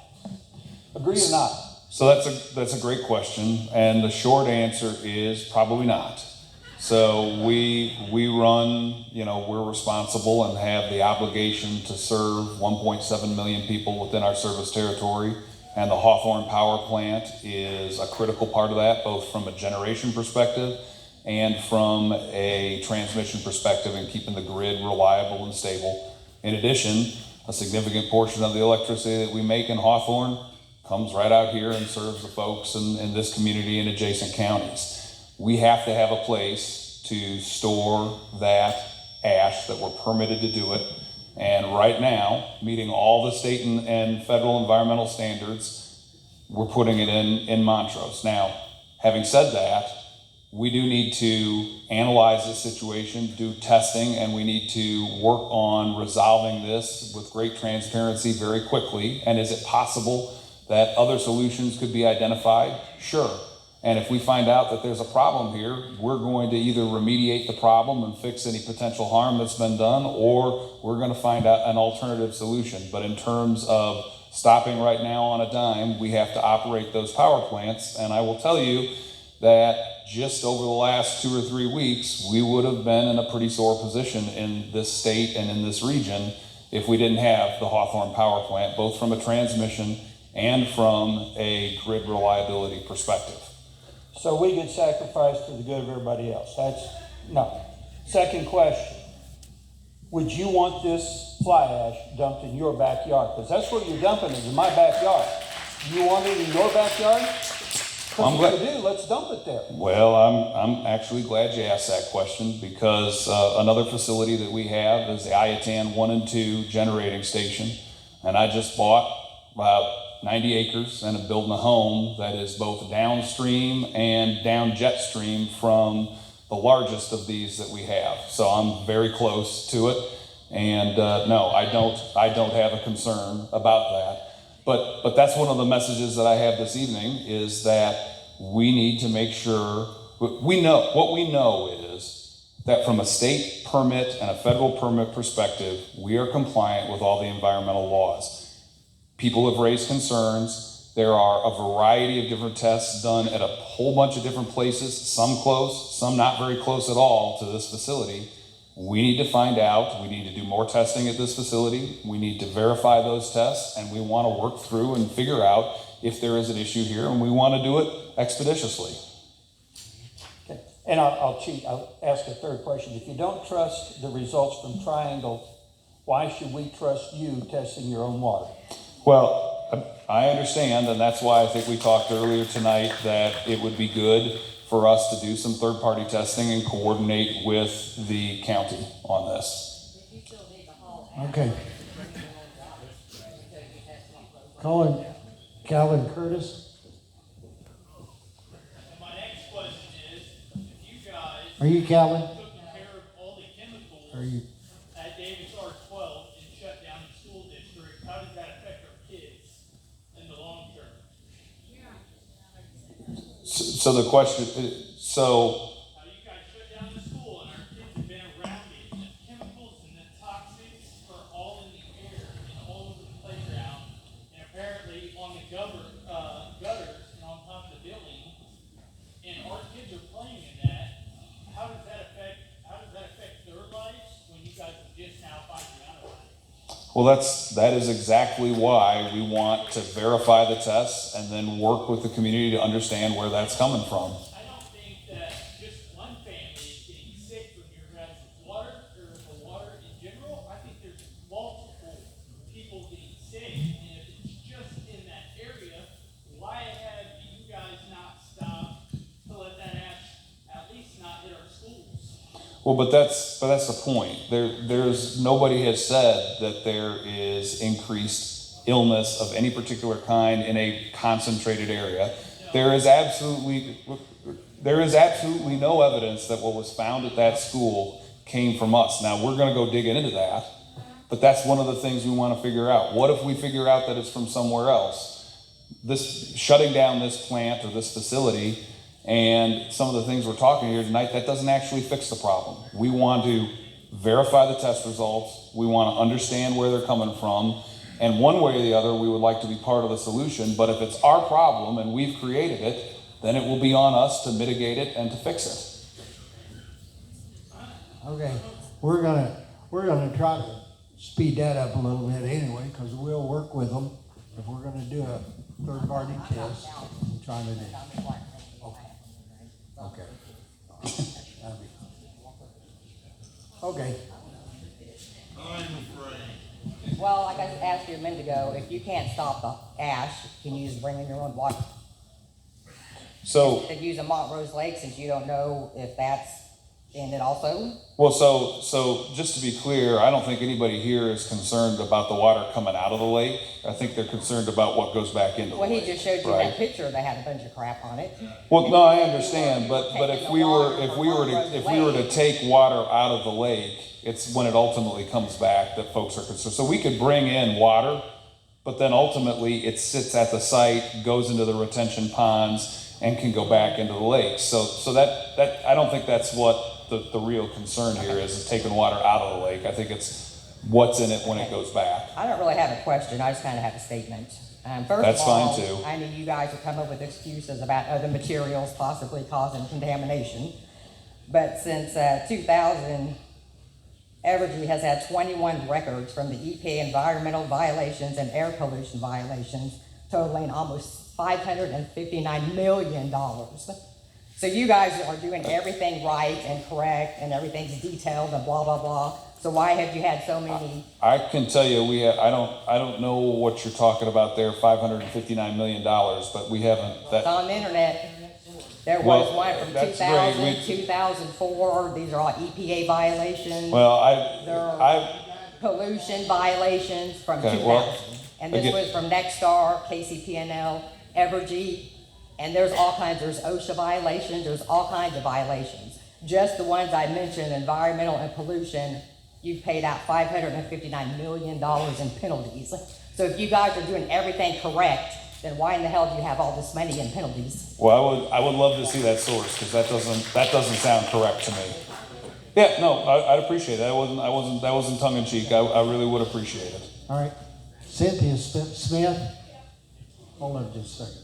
We're trying to get through You these. say there ain't no ash coming down here at Montrose without Hawthorne, there ain't no ash coming out of I-10 or out of the lake over here at Montrose?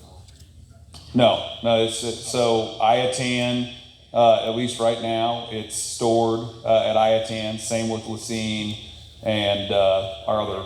Get upset with you, but I used to be an ash hauler. I wasn't for about a year and stuff. But I know for a fact that it was dumped in Montrose Lake out here. Ash was dumped in there. You load your truck. If you've ever seen one of them trucks, you see they got three big compartments up there.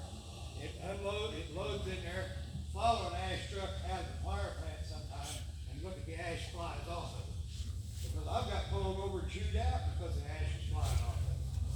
I mean, and I know what you're saying about putting water on ash, but it's as much ash, I don't know how many millions of tons you got out there, but there's a bunch. And I'll bet you $1, you can go out there and dig into that ash and it's not all hard. So if something bumps that, then the ash is loose again and going again.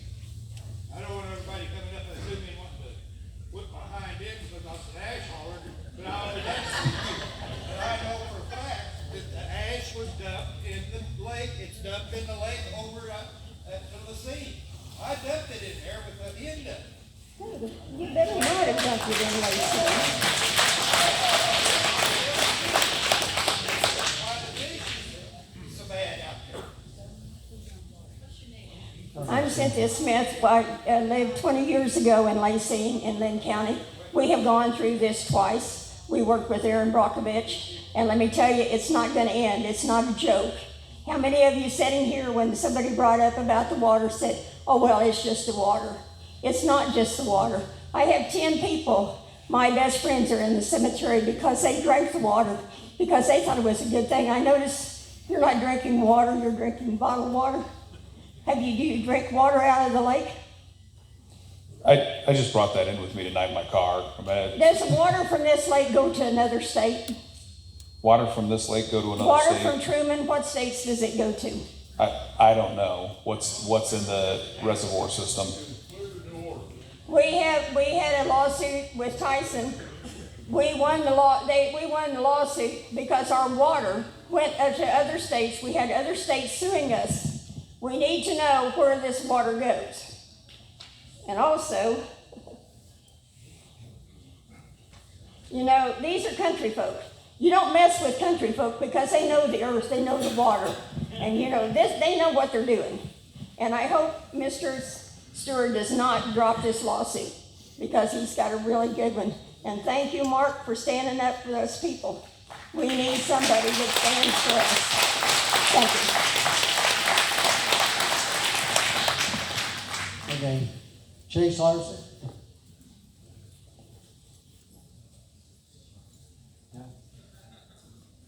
Oh, there he is. He's got it. Bear with me.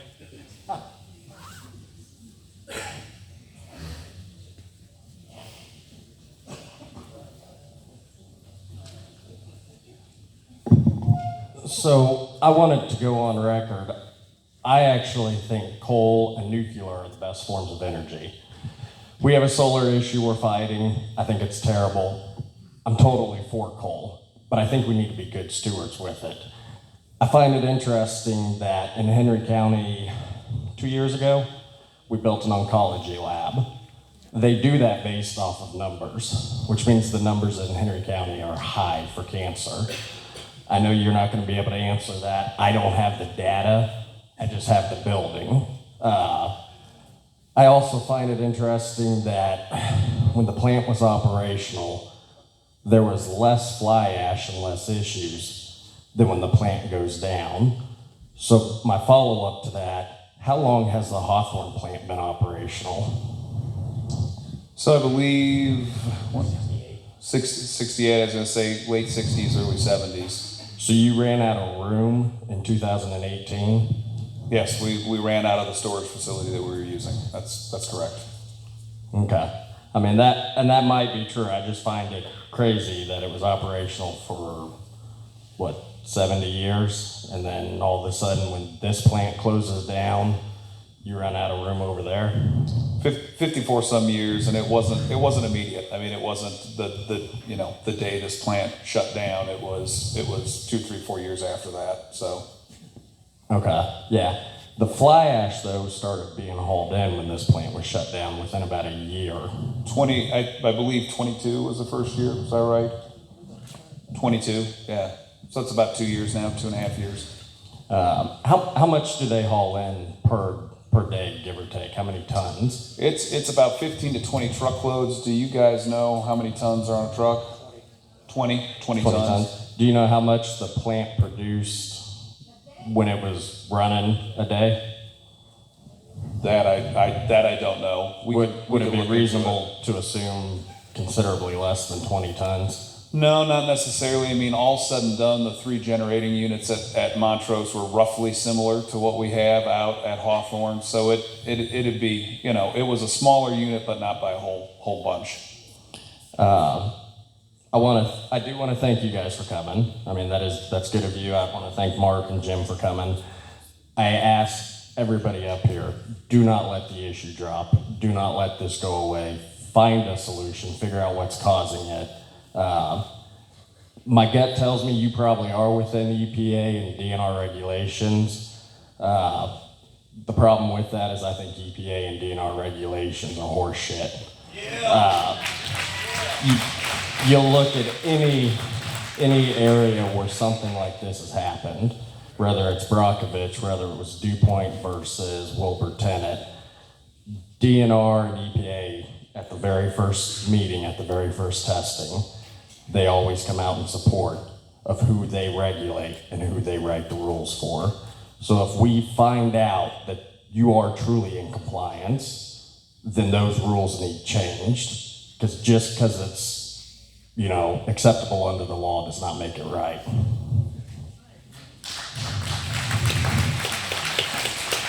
Okay, Shelley Zimmerman.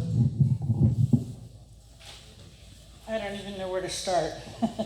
I was a union carpenter. I built scaffold inside the boiler, up into the tubes, off and on for 20 years at every coal-fired power plant in Kansas City. Hawthorne, Sibley, I-10, all of them. I'm damn near 70 years old, don't have cancer as far as I know. That does not mean I'm on your side. Commissioners, it's kind of funny that we had a meeting at the Davis School a few months ago over this very issue. Then the solar thing comes up, and we're trying to block it. We don't want it. And now all of a sudden we have this going on. I just want to state, because I want everyone here to understand that the previous administration mandated 351 million acres for green energy transmission lines, and it goes all the way across the state of Missouri and Kansas, and you guys need to look it up. I just want everyone to be aware of that, because most people have no idea about this kind of stuff, okay? I don't know. We got Trump in office. I think that's, he's doing away with the green energy. I think, I'm hoping. Maybe Mr. Alford could position that I just informed him earlier, so that's what I have to say. Thank you. I will address that. Look, there's a lot of money under this Green New scam that Biden pushed through that we are clawing back, and part of that money is what you brought up. We have found this money under nooks and crannies. We've tried to get the farm bill passed, updating our reference prices for your farmers, and increasing our safety nets as well. And the Democrats at every turn have tried to spend that money that we have found under these rocks before we can spend it. That is stopping under Donald J. Trump. We're going to turn this around. So thank you. Mr. Stone, are all of the cards going to be drawn, or? I'm trying to work through them. Well, trying to work through it. Is mine at the bottom? Yeah. I'm not sure like mine will be at the top or at least somewhere across the top. I know there might be a temptation to put mine on the bottom. No. And with the things that I said. But Bob ain't going to do that. Richard Shield.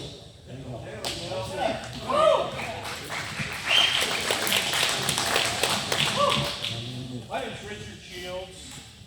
Can everybody hear me? I'm kind of loud sometimes. So, that's my all right, I'll just get the mic. My name is Richard Shields, and my wife is Kim Shields. She's right here, was sitting next to me. She grew up in the neighborhood of the power plant. Her parents still live out there. She and I had planned at one time to build us a house to retire on out in that area. We have since decided against it for various reasons, not just because of this, but also the solar panel issue, which I want to talk about a little bit. I know this is about fly ash, but that topic has come up, and I want to ask the Evergy people if they were aware that Ranger Power, in one of the meetings that they had, one of the public forums, they said that they would not put solar panels on Evergy's property because it was too polluted. Does anybody remember that? Yeah. So can you speak to that, or do you know anything about those remarks? No, I don't know why they would say that. We don't have any dealings with Rangers, so I don't know what informed that perspective. Many times it is they don't want to be on any landfill area sites or former power plants, things like that. Okay, another question that has to do with Ranger Power. And it kind of is a segue to something that Congressman Alford said about taking land out of production. You know, if this land's all polluted, that's potentially going to be out of production. But, you know, so is the 6,000 acres of solar panels that are being proposed. And raise your hand if you're aware of that issue, that solar panel issue in Henry County. The previous North and South Side commissioners, I believe, got voted out of office because of that issue.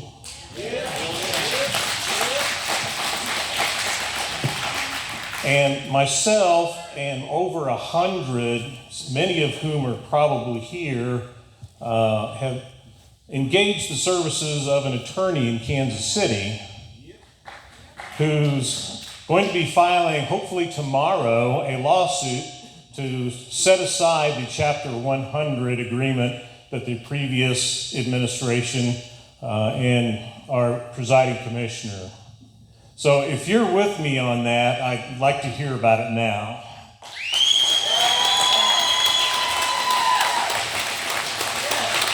So my next question is for the commissioners. This lawsuit is going to get filed. It's getting filed tomorrow. So when somebody gets sued, they got one of two choices. They can fight it, or they can agree with it. It's called confessing judgment, saying, plaintiffs, you all, we agree with you. Or Plaintiffs, we're going to spend your money to fight your lawsuit. So what do you want the three of them to do? Do you want them to agree with this lawsuit and get rid of the solar panels?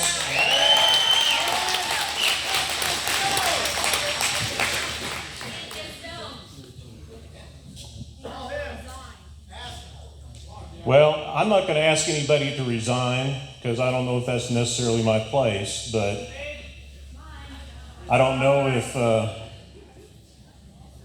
the best interest of everybody in Henry County was looked after. So another question I have of Evergy, the fly ash that was being stored there, I mean, the plant started in the 1950s. So they immediately started producing fly ash, right? That's correct. It's my understanding that they built the plant there in part because of the fact that there was coal in the area, right? And that coal was mined. And then eventually it was discovered that that coal had too high a sulfur and other chemicals in it. So they had to start hauling it in from the Powder River Basin. So all of that fly ash from that previous burning of all that high sulfur coal, where is that fly ash now? That is in a landfill adjacent to the current, to the plant location and to the current landfill today. And was that landfill built with the specifications of having a clay and or membrane liner that keeps that from leaching into the water table? I don't know the specifics about that. I know it was built to the standards at that time. Okay. So that's a good possibility that that's maybe where all this stuff's coming from. Who knows? How about Jeff Rogers? Good. It's limited time.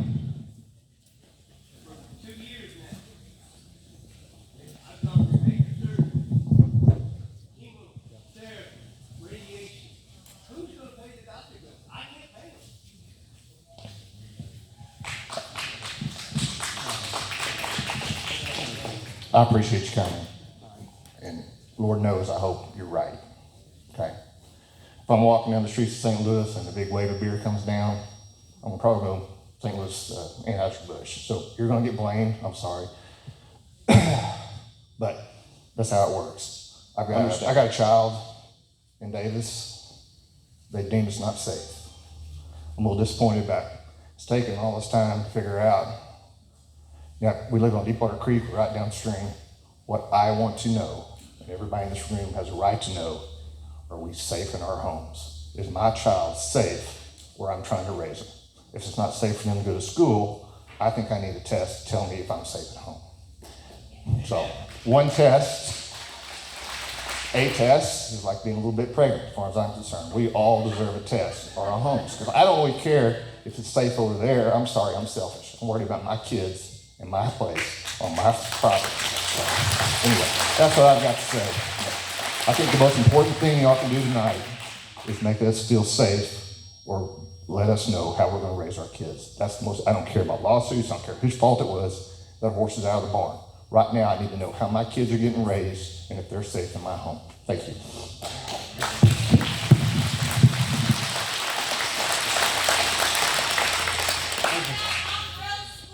Vicki Westhuesing.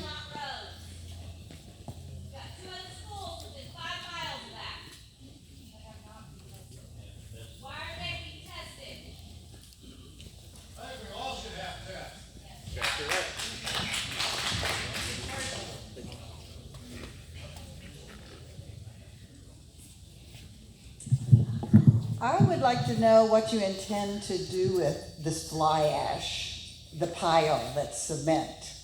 Will it be there forever? It'll be there. So how high will it go?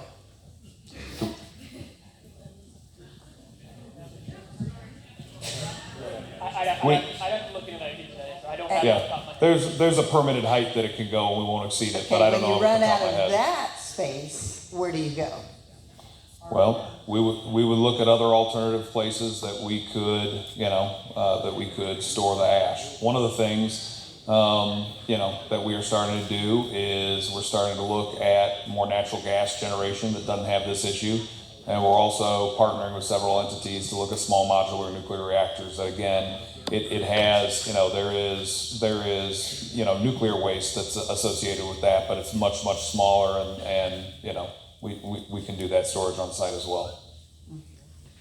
Mr. Alford, you put on your Facebook post that you had known about this for a year. Why wasn't anything done? Thank you for asking that. Bill Stewart contacted me through direct messaging on Facebook on January of last year. I got his phone number. I immediately called him. I got him in touch with our chief of staff in Washington, D.C. He got him in contact with someone in our local office. And so you're passing the buck. It's not passing the buck. I wanted to make sure that he got to the proper person for this immediate need. Keep in mind that this testing was not done until November, okay? So we had no idea I didn't have any idea until Saturday that this was even an issue as far as the testing and the toxins found at these different sampling sites. And when it came to my attention, I canceled the meeting that I was supposed to be in Florida tonight because I need to be here with my district. That's that important to me. And did you know about the solar panels going in here? Yes, we have been following the solar panel. Our staff, Becky in the back and Jake Harris, have been to several meetings involving that as well. Mm-hmm. Okay.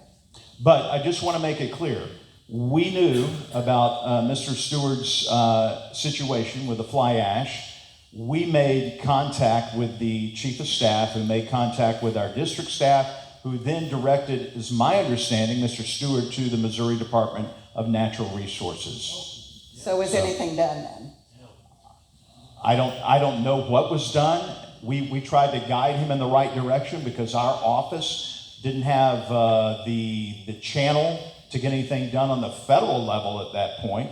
Now that the EPA could be possibly involved in this, and if it comes down to some level of remediation, we're going to stand with Henry County and the 4th Congressional District to make sure that gets done in the right way. And if there were any federal laws broken, we will surely go after those who broke those laws. Okay? Okay. And, thank you. And why didn't DNR test every place that high levels were found at the school?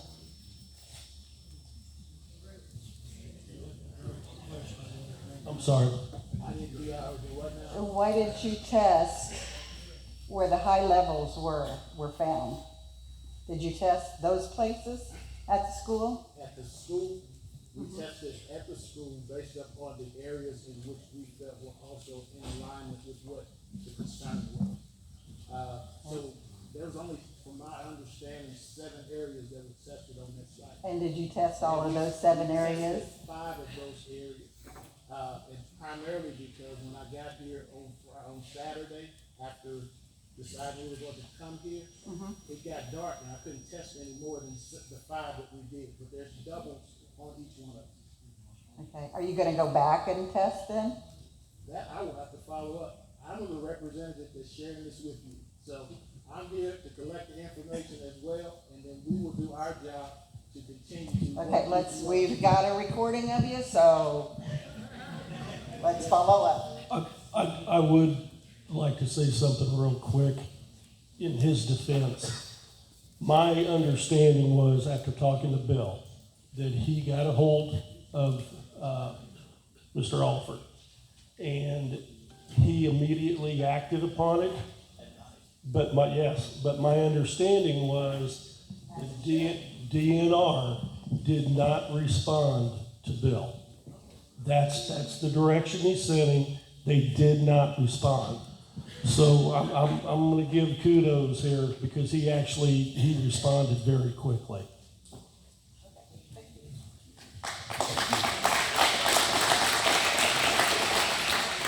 Okay, Kimberly Herzberg. She already had a question answered. Okay, all right. Mark, this list you read, those are serious carcinogens. Serious carcinogens. Where else could they be coming from? Some of those don't come from the soil. Evergy thinks it's those farmers, they blame them first off the bat. Sir, I totally agree with you. I'm trying to read this in a little more detail. The parts per million testing, I think the allowable levels are 5 parts. On the data storage unit of chromium hexavalent, it was 15.09. On the playground, it was 11.63. And on the Davis roof, which I don't believe DNR tested, but will, it was 17.730. Those are serious levels, and this is not to be taken lightly, and that's why everyone is here tonight, including Evergy, because they want to see this solved. This is not in their best interest to let this go, no matter where the fault lies. So thank you for your patience. Thank you for being civil. I know this can get emotional at times because we're dealing with our children and grandchildren, but we're all in this together. I've taken enough time, and I know it's getting late, so Commissioner Stone, if you would proceed, please. Okay. Yeah, can I say one thing real quick there, Bill? Just because there, first of all, first of all, you helped build the power plants, and we appreciate you for that because they're essential, infrastructure in the United States. But you said something that I just want to make very clear. That, we won't blame farmers. We're not blaming farmers, okay? Farmers are super regulated, and a farming way of life is incredibly difficult under the existing regulations today. I'm not blaming anybody. What I'm saying is that sometimes over the last 10, 15 years, farmers get sold a bill of goods on something they got to put on their crops or that everybody else is doing or it's required, and it turns out it ain't the best thing in the whole world. Now, in this particular case, and this is the day of the internet, so you look this up. I hope you do. There was a tannery in northwest Missouri, not all the way up in the, but that was selling byproducts from that tannery that contained hexavalent chromium that were put in farmland all over the state of Missouri. I don't know if any of that was done here or not, but I know that the very same plaintiff's attorney firm that filed this case also was the one who went after that tannery in northwest Missouri, and doing it for essentially putting the chromium into farmland here. So you look that up, okay? I know that gypsum, for example, most suppliers of gypsum, you're going to find hexavalent chromium. Now, I don't know if any farmers in this room or any farmers around here use gypsum. But if they do, and if that gypsum supplier has hexavalent chromium, I want to know about it. Now, I'm not saying that it couldn't have possibly come from this facility. I hear what you're saying. I'm just saying if we don't fix the actual problem, nothing is gained by this. And so we're willing to test. We're willing to work with the county on a testing regimen. As far as groundwater is concerned, the Department of Health in the state of Missouri will send you a test that you can test if you've got a well, and we will work with the county to talk to the rural water supply around here and see what tests they're done. I'm not here to try and shift blame. We're not here to try and shift blame. We see the same tests that Congressman Alford sees. I do appreciate, look, I used to work for a congressman. That's 7 days a week, 24/7, and you can never get to everybody. And if he's canceling trips to probably help this current administration and advance their policies in other places, then he's doing exactly what you want. But we all got to work together and make sure we understand where this is coming from. We got to make sure that we have the right information, and we got to work together to fix it. Now, again, if we figure out that this is our issue, then we have to mitigate it. If we figure out that there are things that can be done better, and just by the conversation tonight, I think there's some things that we want to look into anyway. So, for example, we had a gentleman back here talking about hauling fly ash. Sounds like it was at a different facility. Sounds like it might have been a little while ago. Sounds like it wasn't too long because I don't want you to get, But what I'm telling you is, he said that sometimes you can have fly ash on those trucks. Well, we're going to go figure that out. We're going to go talk to the folks who do that for us, and we're going to see what mechanisms we have in place, what more we could do, okay? We're going to do some additional testing. look, we'll work with the county. We're gonna do our own tests. I just know that y'all aren't gonna accept those tests at face value, and I don't blame you for doing that. So, but we're gonna work through this. But what we wanna make sure happens is we actually figure out if there's an issue, where there's an issue, and what's causing it, and what the solution is. The problem with the water connection is the health department, it doesn't test for heavy metals. We're tired of being lied to.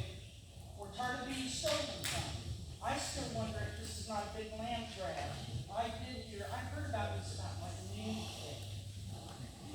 What is I heard that there was gonna be like a 10-mile radius around the power plant. Where did that come from? I don't know anything about that. Let me assure you, it's not a land grab from our perspective. I mean, we want to operate this facility. We want to do it safely. And look, I was saying to the colleagues that I rode down here with, look, there's a reason Donald J. Trump was elected president. It's because people are tired, and I understand that. I'm just saying that not every corporation is what you saw on Aaron Brockovich, and we're going to do our very, very best to be transparent and to talk to folks and to keep working on this. The proof's going to be in the pudding, right? This is meeting number 1, right? This is meeting number 1. And there was a gentleman, I really respect what he said. I don't see him anymore, but talked about he just wants his kids to be safe. He just wants his schools to be safe. And I get that. And wherever you are, be back there. Thank you. I can't tell you how much I appreciate it. It was clearly tough for him to come up here and say it, and he was very gracious in the way he approached us and talked to us. And I don't know if I saw a report like that I would be as gracious or I mean, I get why people are upset. But we want to work through this. We really do. And we want to understand what the issues are. Maybe it's a combination of things, right? So.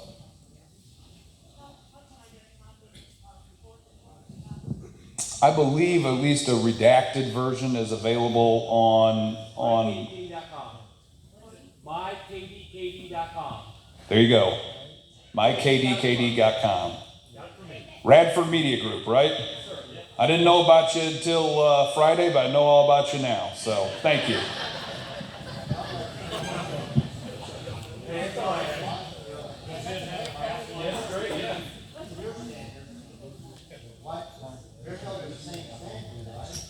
I'm sorry. There were people talking, so I didn't hear the first part of your question. Just talking about this, there's a possibility that they could have put this on their own land.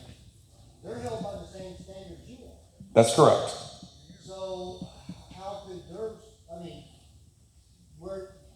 so they just automatically go and get this product from somewhere without being totally tested? Well, no, so to be clear, I don't know anything about the byproducts coming out of the tannery in Northwest Missouri. I just know that it was a litigated case where they sold it to farmers all over the state, and it contained hexavalent chromium.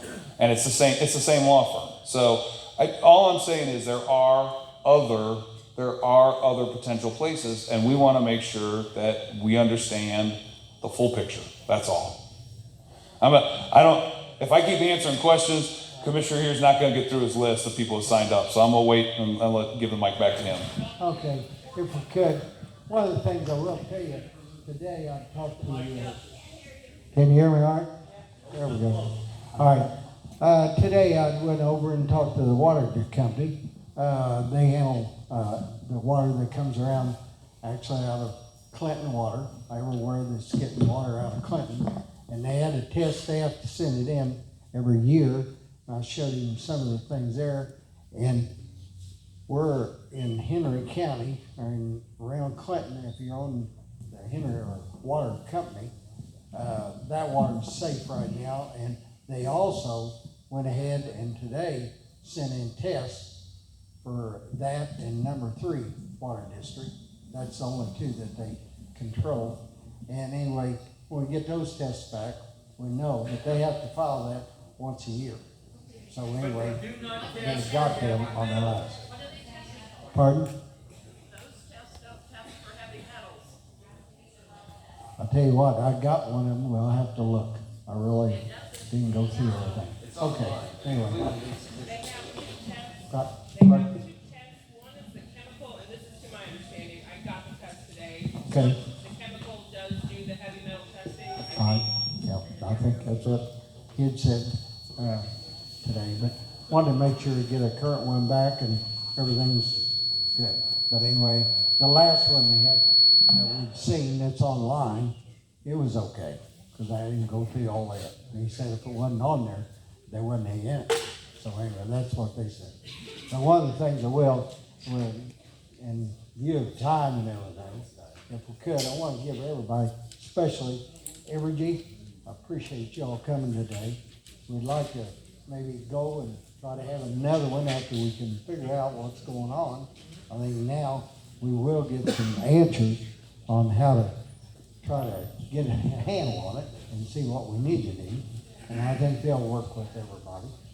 We'll certainly come back. This is not the last meeting, it's just the first, so. Okay, all right. I'll tell you what, yes, sir. Can I say one thing? Fine. I'm Sam Alexander. I'm from south of here, in the same situation you are. We're a rural area, and I was in engineering school. I farmed my entire life. I was fortunate to be able to go to medical school at UMKC in Kansas City, Missouri. And as a physician, cancer is increasing in every age group, and we all should be concerned about that.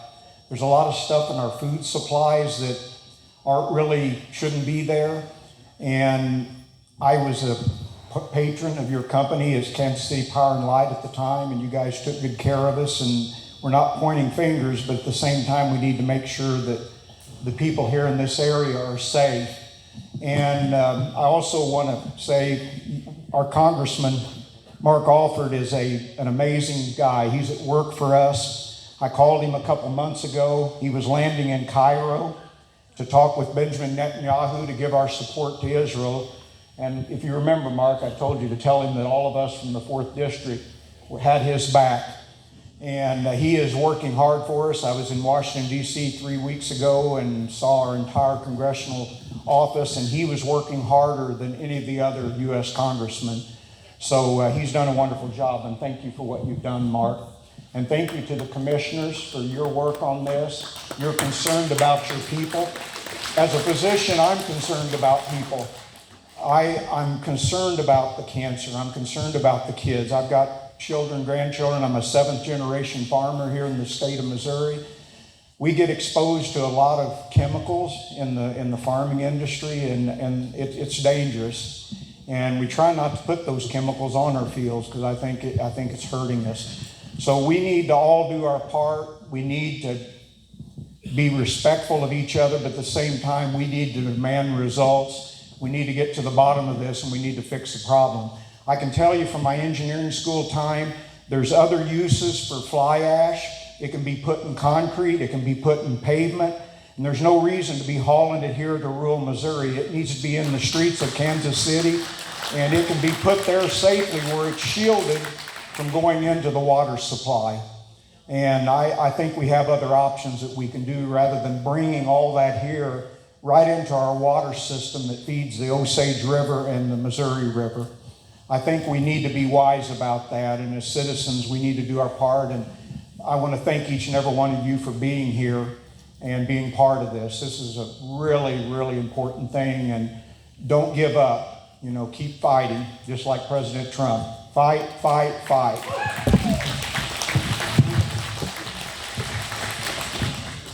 Thank you. Thank you. Congressman All. Thank you all very much for coming and spending your time with us. If you could, everybody, give them a big hand. What? Pardon? It doesn't matter how big your problem is or how small your problem is. Congressman Alford will help you.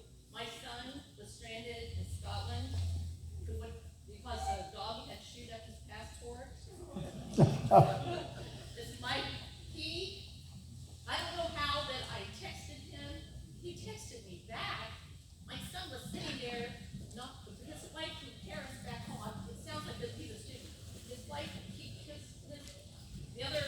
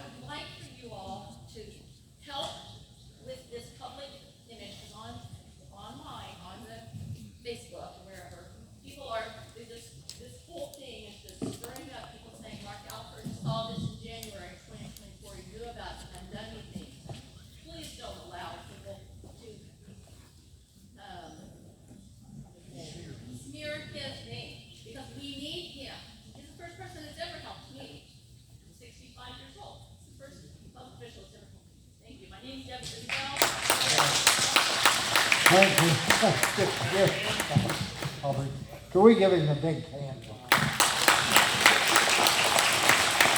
Hey, thank you. Half of you in here have my cell phone number. You can Google it and find out. If you don't, and Cynthia, we're going to have a conversation.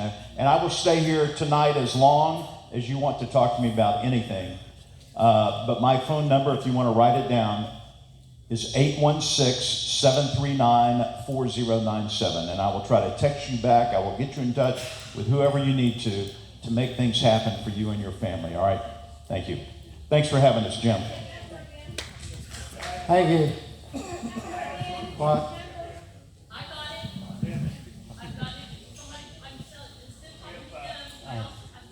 If something does happen, that they do find you all as flawless and contaminate the ground, I'm saying, yeah. Anyway, what can you do to get the lead and arsenic and boron out of it? So the question was, if our facility ends up being responsible for this, what can we do to help mitigate the situation? I think it's all going to depend on what they find, where it is. I mean, it's a very conditional situation, meaning there may be some kind of cleanup that needs to happen. There may be stuff we need to do out of the landfill. There may be remediation in the water. There could be a whole bunch of different things. It really depends on what they find, but there are ways to address it. And like I said, that's why we're here, is to get to the bottom of this and understand it. I've got a question. So, you guys seem very seasoned in the responses back to the community. So you've talked about the Hawthorne facility. What has happened around the Hawthorne facility? Was there ever any reason why what happened at the Hawthorne facility brought that fly ash here? So yeah, we ran out of space where we were storing the ash from Hawthorne. Was there ever any environmental issues around the Hawthorne facility? Not that I'm aware of, no.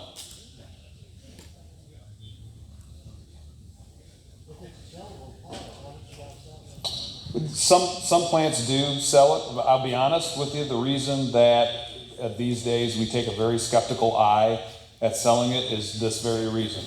Because what happens is we don't know necessarily how people we would sell it to are going to use it, or whether they're going to do it in a proper way. And because there can be issues with that, we would just prefer to put it in a landfill and to make it as safe as possible in the storage area. Jim, if I could, I got a question for you. Okay, Robbie. You know a lot about the water district. I believe you're still on one, Yes, correct? yeah. And everybody's saying rural water doesn't test for the heavy minerals. Where would there be a good place for somebody that wanted to test their own water to get that test, or do you have to go through an engineering firm like Triangle? That's one question. I don't know. I'll have to ask. I can find out. I'll find out. Can they do that involved testing or no? I don't know. So my understanding is, and I'm not a water expert, so we'll need to verify this and look into it. But my understanding is, in their annual testing, most water departments do not do heavy metal testing, but they do. I do believe they do it every 3 years. So we probably need to look in 3-year increments at some of these things. But we'll look into it too. And if yep. I would tell you that Triangle, my understanding is that they'll look for a firm that actually did the type of testing that needs to be done, because basically with this water district, that they don't do the heavy metal. And there's very few that are capable of doing that, and I will tell you, it's very expensive to have it done. The next, I got 2 questions for everybody. The gentleman here said something about something happening at Hawthorne. And a lot of people may not know this, but are you aware that in 2010, I believe it was, there was a mesothelioma case in Triangle Heights, it was a Montrose plant. And my question with that is what happened to all that asbestos in there that was involved in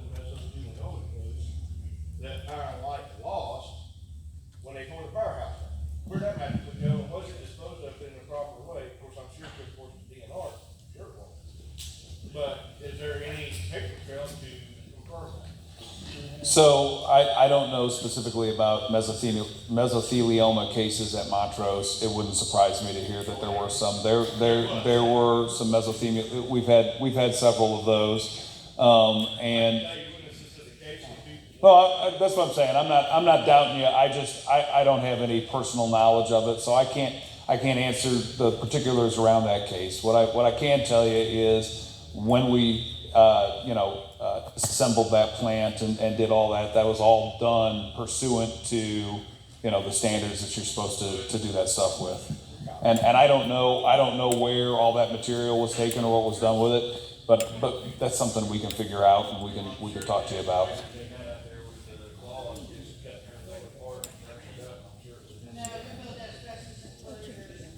But my next question. Sounds like somebody who knows more than I do, so. My next question for you guys, and you say that if you need gypsum or this or that or whatever, it's kind of like oil, it's in everything we use in our everyday lives. And that's understandable. Our house is there for 6 years. Yeah, thereabouts, yep. So, granted, there was some of it there. But you don't think that maybe most of this is contributed to the 400 ton a day? Is that that hole? You don't think that has no.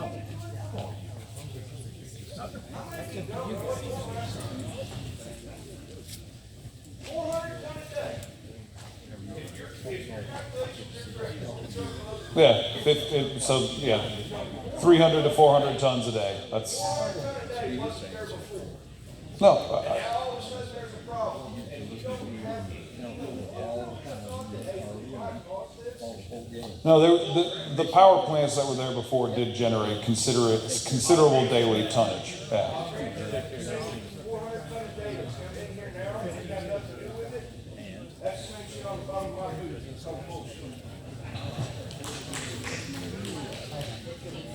I tell you what, we're gonna go ahead and adjourn the meeting here today, Ken. If anybody else wants to talk, they'll be on.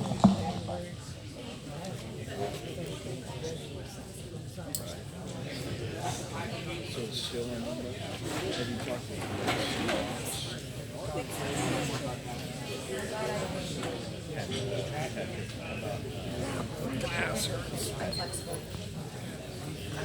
to Wednesday. There's going to be a meeting. My understanding is it will be the lawyers with Bill Stewart, and he's invited anybody that wants to come to hear it. So we won't. Well, I will be here, but we won't as a group.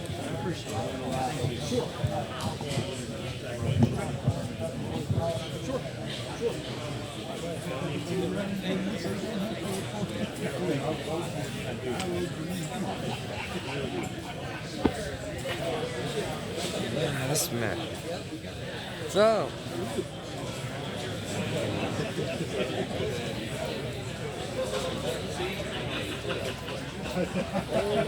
Oh, this is way down there.